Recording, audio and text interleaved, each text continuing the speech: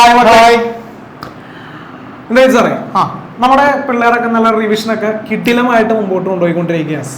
എക്സാമുകൾ daily എഴുതുന്നുണ്ട്, chapter base exam, revision plan, എല്ലാ കാര്യങ്ങളും കൊണ്ട് അടിപൊളിയായിട്ട് മുമ്പോട്ട് പോയിക്കൊണ്ടിരിക്കുക. സിലബസ് ആയിട്ട് പോലും നമ്മുടെ പിള്ളേരെല്ലാം അതിൽ ആക്റ്റീവായി കള്ളക്കനായിട്ട് പഠിച്ചു പോവാണ്. പുതിയ സിലബസ് ആണെന്നൊരു തോന്നൽ പോലും ഇല്ല അല്ലെ.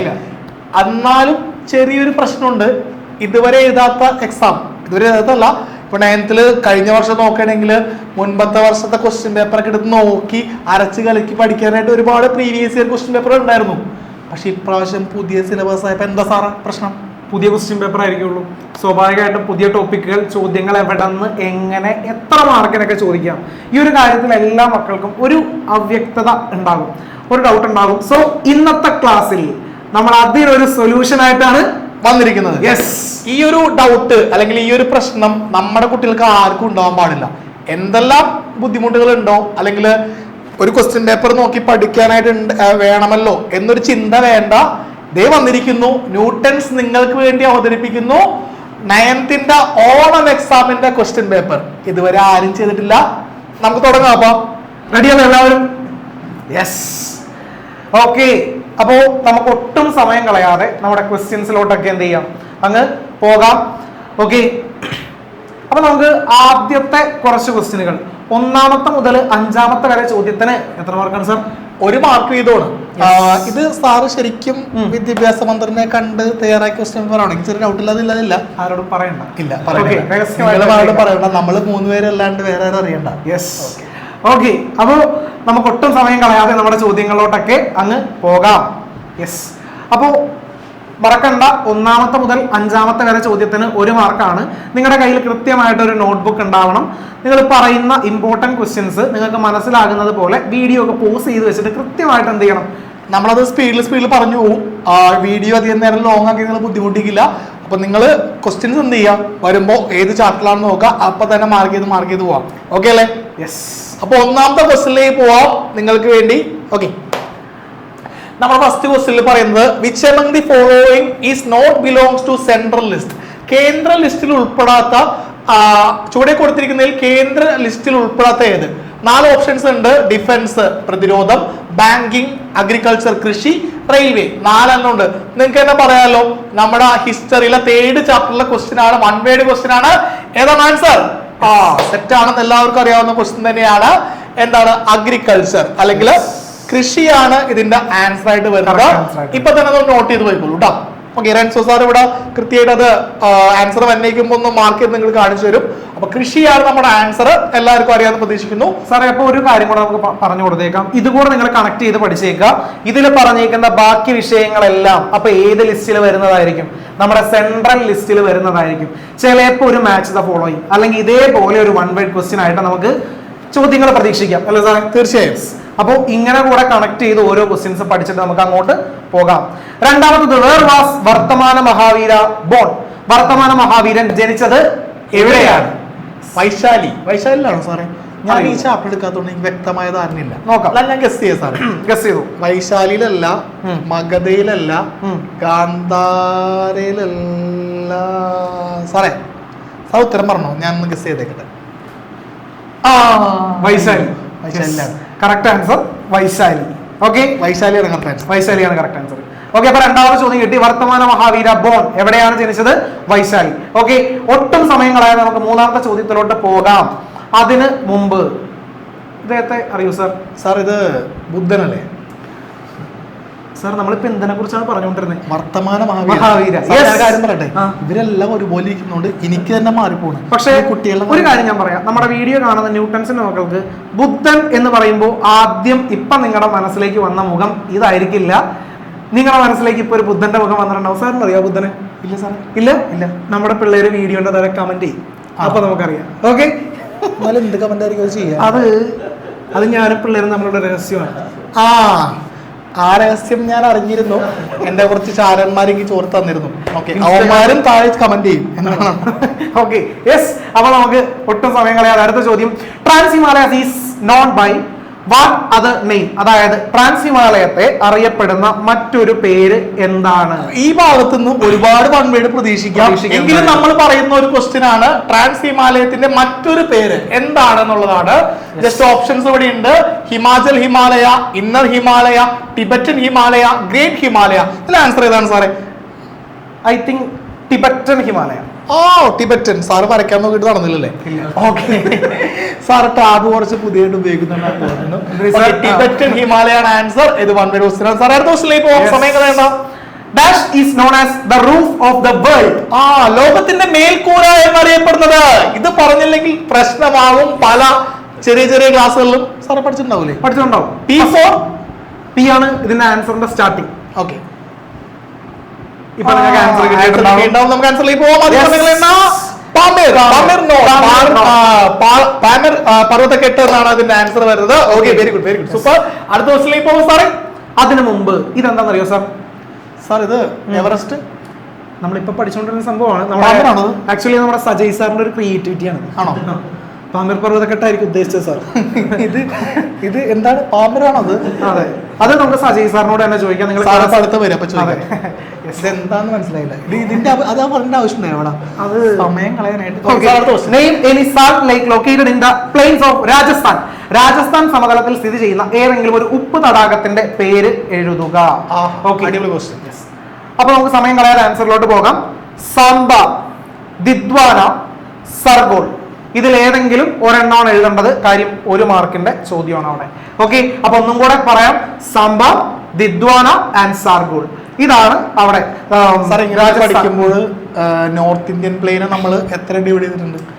രാജസ്ഥാൻ പ്ലെയിൻ ഉണ്ട്, അതേപോലെ തന്നെ പഞ്ചാബ് ഹരിയാന പ്ലെയിൻ ഉണ്ട്, ഗംഗ പ്ലെയിൻ ഉണ്ട്, ലാസ്റ്റ് ബ്രഹ്മപുത്ര പ്ലെയിൻ ഉണ്ട്. അപ്പൊ ഇതിന് ഏതിന്നുള്ള ക്വസ്റ്റ്യൻ വരാം. നമ്മൾ ഫോക്കസ് ചെയ്തൊരു ക്വസ്റ്റ്യൻ പറയുന്നത് ഏതിലാണ്? രാജസ്ഥാൻ പ്ലെയിനിൽ നിന്നാണ്. ഓക്കെ, രാജസ്ഥാൻ സമതലത്തിൽ നിന്നാണ്. അപ്പോ സാർ ഇപ്പൊ ഈ പറഞ്ഞ ആ ഒരു പ്ലെയിൻസിന്റെ ഡിവിഷൻ ഉണ്ടല്ലോ, അതിൽ നിന്ന് നമുക്ക് മാപ്പിൽ മാർക്ക് ചെയ്യാൻ വരെ ചാൻസ് ഉണ്ട് കൃത്യമായിട്ട്. അപ്പൊ ഇപ്പൊ തന്നെ നിങ്ങൾ ടെക്സ്റ്റ് ബുക്കിൽ അതിന്റെ സെക്ഷൻസ് കൂടെ ആ മാപ്പ് കൂടെ കൃത്യമായിട്ടൊന്ന് ഇവര് സാറേ ഇവര് ശരിക്കും 10ാം ക്ലാസ്സിലാവുമ്പോ ചെയ്യേണ്ടായിരുന്നു മാപ്പ്. 9th തുടങ്ങി പഠിക്കാൻ പറ്റി. അതൊരു ഭാഗ്യമല്ലേ സാറേ? പിന്നെ തീർച്ചയായിട്ടും കേൾക്കുന്നവരെന്തോ പറയുന്നുണ്ട് സാറേ. സാറിന്റെ മനസ്സിൽ സ്മരിച്ചിട്ടുണ്ടാവും. Questions from 6 to 15. 6ാമത്തെ ചോദ്യം മുതൽ അതേപോലെ 15ാമത്തെ ചോദ്യം വരെ എത്ര മാർക്കാണ്? 3 മാർക്കിന്റെ ക്വസ്റ്റ്യൻസ് ഉണ്ട്. 3 മാർക്ക്. അപ്പോ വൺ വേർഡ് കഴിഞ്ഞാൽ പിന്നെ വരുന്നത് 3 മാർക്കിന്റെ ക്വസ്റ്റ്യൻസ് ആണ് ഏറ്റവും കൂടുതൽ ചാൻസ് ഉള്ളത്. അപ്പൊ നമുക്ക് ശരിക്കും പറഞ്ഞാൽ ഹിസ്റ്ററിയും ജോഗ്രഫിയിലും കൂടി 6 ചാപ്റ്റർ പഠിക്കാനുണ്ട്. 6 ചാപ്റ്ററിൽ നിന്ന് പ്രധാനമായിട്ടും ചോദിക്കാൻ സാധ്യതയുള്ള ക്വസ്റ്റ്യൻസ് ആണ് കൊടുത്തിരിക്കുന്നത്. അതിൽ തന്നെ 3 മാർക്കിന് വരുന്ന 1ാമത്തെ ക്വസ്റ്റ്യൻ ആണ് സാർ. ഇത് by what step does a bill become law? ഒരു ബില്ല് നിയമമാകുന്നത് ഏതൊക്കെ ഘട്ടങ്ങളിലൂടെയാണ്? 8ാം ക്ലാസ്സിൽ പഠിക്കാനുള്ളത്.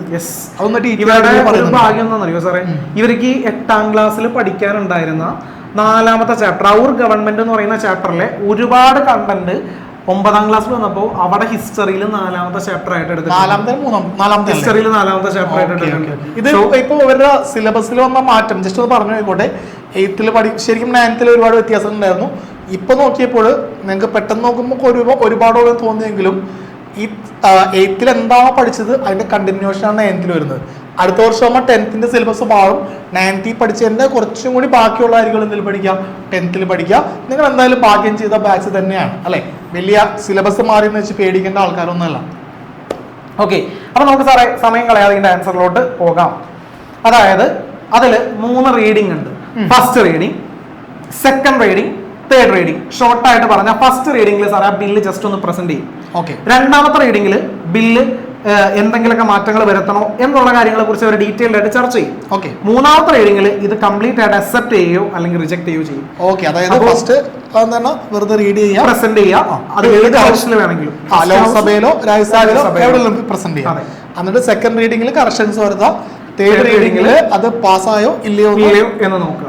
കംപ്ലീറ്റ് ആയിട്ട് പഠിച്ചില്ല? ഞാൻ പഠിച്ചു. ഇത്രേ ഉള്ളൂ. അപ്പൊ എനിക്ക് ഉറപ്പാണെങ്കിൽ വീഡിയോ കാണുന്ന എല്ലാവരും ആ സംഭവം സിമ്പിൾ ആയിട്ട് പഠിച്ചു കഴിഞ്ഞിട്ടുണ്ടാവും. ഓക്കെ, ഇനി നോക്കാം. അപ്പോ a bill other than a money bill is presented in either house by a minister or a private member. ധനബില്ല് അല്ലാത്ത ഏതൊരു ബില്ലും 2 സഭകളിലെ ഏതെങ്കിലും ഒരു മന്ത്രിയോ സ്വകാര്യ അംഗമോ അവതരിപ്പിക്കുന്നു. ഓക്കെ, സെക്കൻഡ് റീഡിംഗിലോട്ട് വന്നു കഴിഞ്ഞാൽ അവർ എന്ത് ചെയ്യുന്നു? Send it to a committee for examination or debated within the house itself. Changes or amendments can be accepted during this change. ഏതെങ്കിലും രീതിയിൽ മാറ്റങ്ങൾ വരുത്തണോ വേണ്ടയോ എന്നൊക്കെ തീരുമാനിക്കുന്നത് ഈ രണ്ടാം ഘട്ടത്തിലാണ്. ഇനി പോകുമ്പോൾ stage the house approves or reject the bill. Simple അല്ലേ? നമ്മൾ ഒരു സബ്മിറ്റ് ചെയ്ത ബില്ല് അത് അപ്രൂവ് ചെയ്യണോ റിജക്ട് ചെയ്യണോ എന്ന് തീരുമാനിക്കുന്ന എവിടെയാണ്? തേർഡ് റീഡിങ്ങിലാണ്. Simple simple. ഇത്ര ഉള്ളൂ ബില്ലിന്റെ കാര്യം. പറയുമ്പോൾ ബില്ല് എന്നൊക്കെ കേൾക്കുമ്പോൾ ഭയങ്കര ബുദ്ധിമുട്ട് തോന്നുന്നു. Simple question. അടുത്തതിലേക്ക് പോവാം. സിമ്പിൾ ക്വസ്റ്റ്യൻ ഇപ്പൊ തന്നെ പറഞ്ഞു പോയേക്ക്. എന്താണ് ബില്ല് എന്ന് ചോദിച്ചാൽ ഏറ്റവും സിമ്പിൾ ആയിട്ട് എങ്ങനെ പറയും? നമ്മുടെ നിയമത്തിന്റെ കരട് രൂപമാണ് ബിൽ എന്നറിയപ്പെടുന്നത്. ലോ ഇൻ ഡ്രാഫ്റ്റ് ഫോം അല്ലെ? യെസ്. അത് നിങ്ങൾ 8ാം ക്ലാസ്സിൽ പഠിച്ചിട്ടുണ്ടാവും. 4ാമത്തെ ചാപ്റ്ററിൽ തന്നെ സെയിം സാധനമാണ് ഇപ്പുറത്ത് നമുക്ക് പഠിക്കാനുള്ളത്. 7ാമത്തെ ചോദ്യം, what are the different types of constitutional amendments? Amendment പേടിക്കുമ്പോൾ ഒരു പേടിക്കും. അമെന്റ്മെന്റ് കേൾക്കുമ്പോൾ ഒരു പേടിക്കും അല്ലെ? ഭരണഘടനയിലെ ഭേദഗതി അത് കേൾക്കുമ്പോൾ ഇഷ്ടപ്പെടില്ല. സാർ എന്താണ് അമെന്റ്മെന്റ് എന്ന് പറഞ്ഞാൽ? സാർ ജസ്റ്റ് നമ്മുടെ ഇപ്പോൾ ഉള്ള കോൺസ്റ്റിറ്റ്യൂഷണൽ ആർട്ടിക്കിൾസോ അല്ലെങ്കിൽ എന്ത് സംഭവം ആയിക്കോട്ടെ അതിൽ കാലാനുസൃതമായിട്ട് നമുക്ക് ഓരോ ചേഞ്ചസ് വരുത്തേണ്ടി വരും സമയങ്ങൾക്കനുസരിച്ചിട്ട്. അപ്പോൾ ആ വരുത്തുന്ന മാറ്റങ്ങളെയാണ് നമ്മൾ എന്തെന്ന് പറയുന്നത്? അമെന്റ്മെന്റ് അഥവാ ഭേദഗതി എന്ന് പറയുന്നത്. അതിൽ ചില അമെന്റ്മെന്റ്സ് ഇപ്പൊ ഇവര് കേട്ടതാണ്. നമ്മളിപ്പോ കാശ്മീരിന്റെ ഇഷ്യൂ ഒരു കാശ്മീരിന് പ്രത്യേക പദവി ഉണ്ടായിരുന്നു, അത് ഭരണഘടന അനുവദിച്ചായിരുന്നു, അതെടുത്ത് മാറ്റി. അപ്പൊ ആ മാറ്റുന്നതാണ് എന്ത്? അമെന്റ്മെന്റ്. ഓക്കെ, മാറ്റം എന്ന് നമുക്ക് സിമ്പിൾ ആയിട്ട് പറയാം. അത് ഭരണഘടനയിൽ മാറ്റം വരുത്തുമ്പോൾ അതിനെന്ത് പറയും? കോൺസ്റ്റിറ്റ്യൂഷണൽ അമെന്റ്മെന്റ് എന്ന് പറയും. Okay, 101 GST amendment. അപ്പൊ അതേപോലെ 106 അമെന്റ്മെന്റുകൾ വരെ ഇപ്പൊ എന്ത് ചെയ്തിട്ടുണ്ട്, വന്നിട്ടുണ്ട്, അറിഞ്ഞിരിക്കാം. ഓക്കെ, അപ്പോൾ 3 രീതിയിൽ ചില സംഭവങ്ങൾ നമുക്ക് വളരെ സിമ്പിൾ ആയിട്ട് മാറ്റാൻ പറ്റും. ചിലത് അതിനേക്കാൾ കുറച്ചുകൂടെ ടൈറ്റ് ആയിരിക്കുള്ളൂ, ചിലത് അതിലും ബുദ്ധിമുട്ടായിരിക്കുള്ളൂ. ഇപ്പോൾ ഈ ഒരു സെക്ഷൻ പഠിച്ച മക്കൾക്ക് ഇതിന്റെ ആൻസർ കിട്ടിയിട്ടുണ്ടാവും. ഓക്കെ, അപ്പൊ നമുക്ക് ഒട്ടും സമയം കളയാതെ നോക്കാം ഏതൊക്കെയാണ് 3 തരത്തിലുള്ള അമെന്റ്മെന്റ് എന്നുള്ളത്. ഫ്ലെക്സിബിൾ അമെന്റ്മെന്റ്, രണ്ടാമത്തത് റിജിഡ് അമെന്റ്മെന്റ്, മൂന്നാമത്തത് മോർ റിജിഡ് അമെന്റ്മെന്റ് എന്ന് പറയുന്നത്. ഫ്ലെക്സിബിൾ എന്ന് പറയുന്നതാണ് അയവുള്ള ഭേദഗതി. റിജിഡ് എന്ന് പറഞ്ഞാൽ കുറച്ചും കൂടി എന്താണ്? ശക്തി, ദൃഢമായത്. എന്താ ഞാൻ ശക്തിയുള്ള ആളെ സാറേ? പിന്നെ ദൃഢം, അതിദൃഢമായിട്ട് നമ്മുടെ സജയ് സാറോട് ഇരിപ്പുണ്ട്. സജയ് സാർ കുറച്ചുകൊണ്ട് വരും അല്ലേ സാറേ? ഓക്കെ, അപ്പോ മോർ റിജിഡ്. അടുത്ത് സാർ അപ്പൊ ഇതിലെ ഒരു കാര്യം കൂടെ പറഞ്ഞു കൊടുത്തേക്കാം. ചിലപ്പോൾ ഇതിനെ കുറിച്ച് എക്സ്പ്ലെയിൻ ചെയ്ത് എഴുതാൻ ചോദിച്ചിട്ടുണ്ടെങ്കിൽ ഈ ഫ്ലെക്സിബിൾ ആണെന്നുണ്ടെങ്കിൽ അത് പാസ്സാക്കാനായിട്ട് അവിടെ എന്ത് മതി? നമുക്ക് സിമ്പിൾ മെജോറിറ്റി മതി. എന്ത് മതി? സിമ്പിൾ മെജോറിറ്റി മതി. ഇനി റിജിഡ് ആണെന്നുണ്ടെങ്കിൽ അവിടെ സ്പെഷ്യൽ മെജോറിറ്റി ആവശ്യമാണ്. But in case of more rigid amendment അവിടെയാണെന്നുണ്ടെങ്കിൽ ഈ പറയുന്ന സഭകളുടെ സ്പെഷ്യൽ മെജോറിറ്റിയും വേണം. അതിനോടൊപ്പം നമ്മുടെ പകുതി സംസ്ഥാനങ്ങളുടെ, പകുതി സ്റ്റേറ്റ്സിന്റെ അനുവാദം കൂടെ വേണം. എന്നാൽ മാത്രമേ അത്തരം വിഷയങ്ങളിൽ മാറ്റം വരുത്താനായിട്ട് പറ്റുള്ളൂ. ഒരു ക്വസ്റ്റ്യൻ ഇപ്പൊ ചോദിച്ചേക്കാം, നിങ്ങൾ വീഡിയോ പോസ് ചെയ്തിട്ട് വീഡിയോന്റെ താഴെ കമന്റ് ചെയ്യണം. ഓക്കെ, റിജിഡ് അമെന്റ്മെന്റ് ഏത് വിഷയങ്ങളിലാണ് അത് അല്ലെങ്കിൽ ഏത് വിഷയങ്ങൾക്കാണ് മാറ്റം വരുത്തണമെങ്കിൽ അതിന് റിജിഡ് അമെന്റ്മെന്റ് നമ്മൾ പറയാറുള്ളത്? അതിന്റെ ഒരു എക്സാമ്പിൾ വീഡിയോന്റെ താഴെ നിങ്ങൾ കമന്റ് ചെയ്യാം. ക്ലാസ് എടുത്ത് പ്രത്യേകം പറഞ്ഞു കൊടുത്തിട്ടുണ്ടായിരുന്നു, പഠിപ്പിച്ചു. കമന്റ് ചെയ്തതിൽ നമുക്ക് ഓരോരുത്തരും വിളിച്ച് ഫോളോ അപ്പ് എടുക്കുന്ന തിരിച്ചു. ഓക്കെ, 8ാമത്തെ ചോദ്യം, how to overcome the limitations of barter system? Barter സമ്പ്രദായത്തിന്റെ പരിമിതികൾ എങ്ങനെ മറികടന്നു? എന്താണ് ഞാൻ ഇനി പറഞ്ഞത് കേട്ടോ, അത് ഓർത്ത് വെച്ചോളാം. നമുക്ക് ആൻസറിലേക്ക് പോകാം സാറേ. Okay, introduced currency. Barter system എന്താണെന്ന് ഞാൻ പറയുന്നില്ല. അത് മാറ്റാനായിട്ട്, അതിനുള്ള ലിമിറ്റേഷൻസ് മാറ്റാനായിട്ട് ഒന്നാമത്തെ കാര്യം എന്താണ്? കറൻസി നോട്ടുകൾ കൊണ്ടുവന്നതാണ്. രണ്ടാമത്തത് സിൽവർ ആൻഡ് ഗോൾഡ് കോയിൻ അല്ലെ? ഗോൾഡ് കോയിനും സിൽവർ കോയിനും കൊണ്ടുവന്നു. പിന്നെ പേപ്പർ കറൻസിന്റെ കാര്യം പറയുന്നുണ്ട്. പ്ലാസ്റ്റിക് മണി, പേപ്പർലെസ് കറൻസി എന്നൊക്കെ പറയുന്നുണ്ട്. നമ്മൾ ആ ചാപ്റ്ററിൽ പല പിക്ചേഴ്സ് ആയിട്ട് പഠിച്ചിരുന്നു. ആദ്യം കോയിൻസ് വരുന്നു, പിന്നെ അത് കറൻസി ആവുന്നു. ബാങ്കിൽ നമ്മളുടെ എന്താണ് പേപ്പർ കറൻസി ആവുന്നു. പിന്നെ പ്ലാസ്റ്റിക് മണി നമ്മൾ എന്താണ് ഈ ഡെബിറ്റ് കാർഡൊക്കെ ക്രെഡിറ്റ് കാർഡൊക്കെ കാർഡുകളായി മാറുന്നു. പിന്നീട് UPI പോലുള്ള രീതിയിൽ നമ്മൾ മാറുന്നതായിട്ട് നമ്മൾ ആ ഒരു ഭാഗത്തിൽ പഠിച്ചിട്ടുണ്ട്. അപ്പോൾ ഈ രീതിയിലൊക്കെയാണ് അതിന്റെ ലിമിറ്റേഷൻസ് നമ്മൾ എന്ത് ചെയ്യുന്നത്, അവിടെ ഓവർകം ചെയ്യുന്നത്. Next question, it is not the size of the population but it's a quality that determines human resource justify. ജനസംഖ്യയുടെ വലുപ്പമല്ല, അതിന്റെ ഗുണനിലവാരമാണ് മനുഷ്യ വിഭവശേഷിയെ നിർണ്ണയിക്കുന്നത്, ന്യായീകരിക്കുക. ഇതുണ്ടല്ലോ, ഇത് ശരിക്കും പറഞ്ഞല്ലേ സാറേ, ഇത് ജസ്റ്റ് നമ്മളിങ്ങനെ പോയിന്റേഴ്സ് ക്ലാസ് എടുത്ത് പോകുന്നു, നമ്മൾ ആ ടോപ്പിക്ക് പറഞ്ഞു പോകുന്ന സമയത്ത് ഇങ്ങനൊരു ക്വസ്റ്റ്യൻ വരുമ്പോൾ ഇവർ ചിലപ്പോൾ ഈ ആൻസർ പഠിച്ചിട്ടുണ്ടാവും, പക്ഷെ ഇതിങ്ങനെ ക്വസ്റ്റ്യൻ ജഡ്ജ് ചെയ്ത് അവർക്ക് എഴുതാനായിട്ട് പറ്റുന്ന പ്രശ്നം വരും. പക്ഷെ ആ പ്രശ്നം ഇല്ലാതിരിക്കാനാണ് ഇതിന്റെ ആൻസർ ഞങ്ങൾ ഇപ്പൊ തന്നെ കാണിക്കുന്നത്. അപ്പൊ നിങ്ങൾ കൃത്യമായിട്ട് നോട്ട് ചെയ്ത് വെച്ച് പോയേക്കണോട്ടാ സംഭവം. ഓക്കെ, അപ്പോൾ അതിൽ ഇമ്പോർട്ടൻ്റ് ആയിട്ടുള്ള റോളുള്ള കാര്യങ്ങളാണ്. ഒന്നാമത്തത് എഡ്യൂക്കേഷൻ, രണ്ടാമത്തത് ഹെൽത്ത് കെയർ, മൂന്നാമത്തത് ട്രെയിനിങ്, അടുത്തത് സോഷ്യൽ വാല്യൂസ്. ഇതിൽ നിങ്ങൾ മനസ്സിലാക്കേണ്ട ഒരു കാര്യം, ഇപ്പോൾ ഞാൻ ഇന്ത്യയിലാണ് നമ്മൾ ജീവിക്കുന്നത്. ഒരുപാട് ജനസംഖ്യ ഇവിടെ ഉണ്ട്. ഓക്കെ, ആ എണ്ണമല്ല, ആ എണ്ണത്തിൽ തന്നെ അത് ഹ്യൂമൻ ക്യാപിറ്റല്, ഹ്യൂമൻ റിസോഴ്സ് ആവാം. ഇത്രയും ട്രെയിനിങ് കിട്ടിയ ആൾക്കാരായിരിക്കണം. ഇത്രയും കാര്യം ഉണ്ടായാലേ അവർ ഹ്യൂമൻ റിസോഴ്സ് ആയിട്ട് കണക്കാക്കാൻ പറ്റുള്ളൂ. അല്ലെങ്കിൽ എന്ത് പറ്റും? ജനസംഖ്യയുണ്ട്, അവർക്ക് ആർക്കും പണിയെടുക്കാൻ പറ്റിയില്ലെങ്കിലോ അവർ ഹ്യൂമൻ റിസോഴ്സ് ആവോ? ഇപ്പൊ റെൻസോസ് ആർ ഹ്യൂമൻ റിസോഴ്സ് ആയതും ഞാൻ ഹ്യൂമൻ റിസോഴ്സ് ആയതും എങ്ങനെയാണ്? ഞങ്ങൾക്ക് അതിനുള്ള എഡ്യൂക്കേഷനും അതിനുള്ള ട്രെയിനിങ്ങും എല്ലാം കിട്ടിയത് കൊണ്ടാണ് ഞങ്ങൾ ഹ്യൂമൻ റിസോഴ്സ് ആയി മാറിയത്. ശരിയല്ലേ? പക്ഷെ ജനസംഖ്യയുടെ സൈസ് അല്ല, കണ്ടോ, പോയിന്റ് ശ്രദ്ധിക്കുക, സൈസിലല്ല ക്വാളിറ്റിയിലാണ് കാര്യം. ഇതിലാണ് ക്വാളിറ്റി. ആ ക്വാളിറ്റി വേണമെങ്കിൽ ഈ കാര്യങ്ങൾ വേണം. അതാണ് ഇതിന്റെ ഉത്തരവായിട്ട് വരുന്നത്. നിങ്ങളിത് എഴുതുമ്പോൾ ഇതൊന്ന് എക്സ്പ്ലെയിൻ ചെയ്ത് എഴുതാനായിട്ട് ശ്രമിക്കാം. ഓക്കെ, പത്താമത്തെ ചോദ്യം, write A short note on soil of north Indian planes. Just video pause ചെയ്ത് വെച്ചിട്ട് ഒന്ന് ആലോചിച്ച് നോക്കുക, നമ്മൾ പഠിച്ച സോയിൽ ടൈപ്സ് ഏതൊക്കെയാണെന്നുള്ളത്. നോർത്ത് ഇന്ത്യൻ പ്ലെയിൻസിൽ ഏതൊക്കെ സോയിൽ ടൈപ്പ് ആണെന്നുള്ളത് കൃത്യമായിട്ട് പഠിച്ചിട്ടുണ്ടാവും. ഇപ്പൊ നിങ്ങൾ മനസ്സിൽ ഓർത്ത ആൻസർ അത് തന്നെയാണോ ഇനി വരാൻ പോകുന്ന ആൻസർ എന്ന് ഒന്ന് നോക്കുക. ഓക്കെ, യെസ്, നോക്കാലോ സാറേ? പിന്നല്ല, നോക്കാം. The soil which is wide spread in north Indian plain is, ഏത് സോയിലാണ്? നോട്ട് ചെയ്ത് വെച്ചോളണം, അലുവിയൽ സോയിൽ. അലുവിയൽ പ്രധാനപ്പെട്ട സോയിലാണ്. ആ സോയിൽ എങ്ങനെ വന്നു എന്നുള്ള കാര്യം ക്ലാസ് എടുത്ത സമയത്ത് നമ്മള് വരച്ച് കാണിച്ചു തന്നിരുന്നു. നമ്മളുടെ നോർത്ത് ഇന്ത്യൻ പ്ലെയിൻ ഏതൊക്കെ റിവേഴ്സ് കാരണം ഉണ്ടായതാണ്?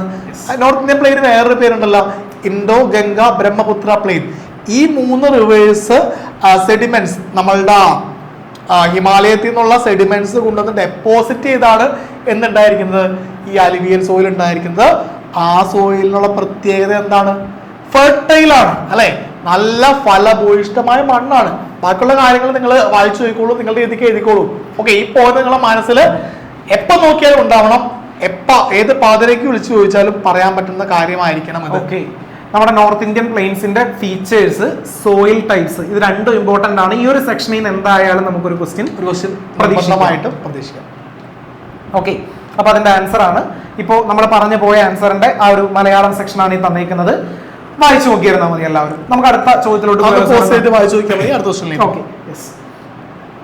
Complete the missing field in the picture, write a note on any one of them. Sir, ഈ പിക്ചറിനെ കുറിച്ചിട്ട് പറയുമ്പോഴേ ഇപ്പോ ഇവിടെ ഇങ്ങനെയാണ് നിൽക്കുന്നത്. 8ാം ക്ലാസ്സിൽ നിങ്ങളുടെ 4ാമത്തെ ചാപ്റ്ററിൽ പിന്നെ അതെ, അത് തന്നെ സംഭവം. ഒരു ബെൻസിന്റെ കുറിച്ച് ഇവിടെ 8ാം ക്ലാസ്സിൽ നമ്മൾ ക്ലാസ് എടുത്ത സമയത്തായാലും ഇവര് വേറെ സ്കൂളിൽ പഠിച്ച സമയത്തായാലും ഓർത്തിരിക്കേണ്ടതാണ്. ചിഹ്നം മാറിയെന്നുള്ളൂ. ഒന്ന് ലെജിസ്ലേച്ചർ, നിയമനിർമ്മാണ സഭയാണ്. ഇതിന്റെ ഓർഗൻസ് ആണ്, ഗവൺമെന്റ് ഓർഗൻസ് ആണ്. ബാക്കി 2 ഏതൊക്കെയാന്ന് നോക്കാം സാറേ. ഒരെണ്ണം എക്സിക്യൂട്ടീവ് ഉണ്ടായിരുന്നു, ഒരെണ്ണം അവിടെ ജുഡീഷ്യറി. ഓക്കെ, എക്സിക്യൂട്ടീവ് ആണോ അതേപോലെ ജുഡീഷ്യറി, നീതിന്യായം അറിഞ്ഞിരിക്കുക 3 അപ്പോ ഓരോന്നിന്റെയും ഡ്യൂട്ടീസ് ഒക്കെ കൃത്യമായിട്ട് അറിഞ്ഞിരിക്കണം. Executive, it is a branch of the government which is responsible for the implementation and administration of laws. Underline ചെയ്ത് വെച്ചേക്കാം, ആ പോയിന്റ് ശ്രദ്ധിക്കാം. It consist of the president, vice president and the cabinet headed by the prime minister. അതുകൂടെ ഒന്ന് underline ചെയ്ത് വെച്ചേക്കണം, not ചെയ്ത് വെച്ചേക്കണം ആരൊക്കെയാണ് ഇതിലുള്ളത് എന്നുള്ളത്. വലിയ സെന്റൻസ് ആയിട്ട് തോന്നുന്നു, പക്ഷെ പഠിക്കുമ്പോൾ എന്ത് പഠിക്കണം? എന്താണ് എക്സിക്യൂട്ടീവ്, അഡ്മിനിസ്ട്രേഷൻ, ലോ, പോളിസീസ്, അതെല്ലാം എന്ത് ചെയ്യാം? എക്സിക്യൂട്ട് ചെയ്യുന്നതാണ്. അതിൽ ആരൊക്കെ വരുന്നു? ആര് വരുന്നുണ്ട്?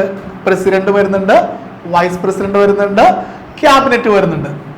അത് പഠിച്ചു, ബാക്കി നിങ്ങളുടെ വേർഡ്സിൽ എഴുതണം.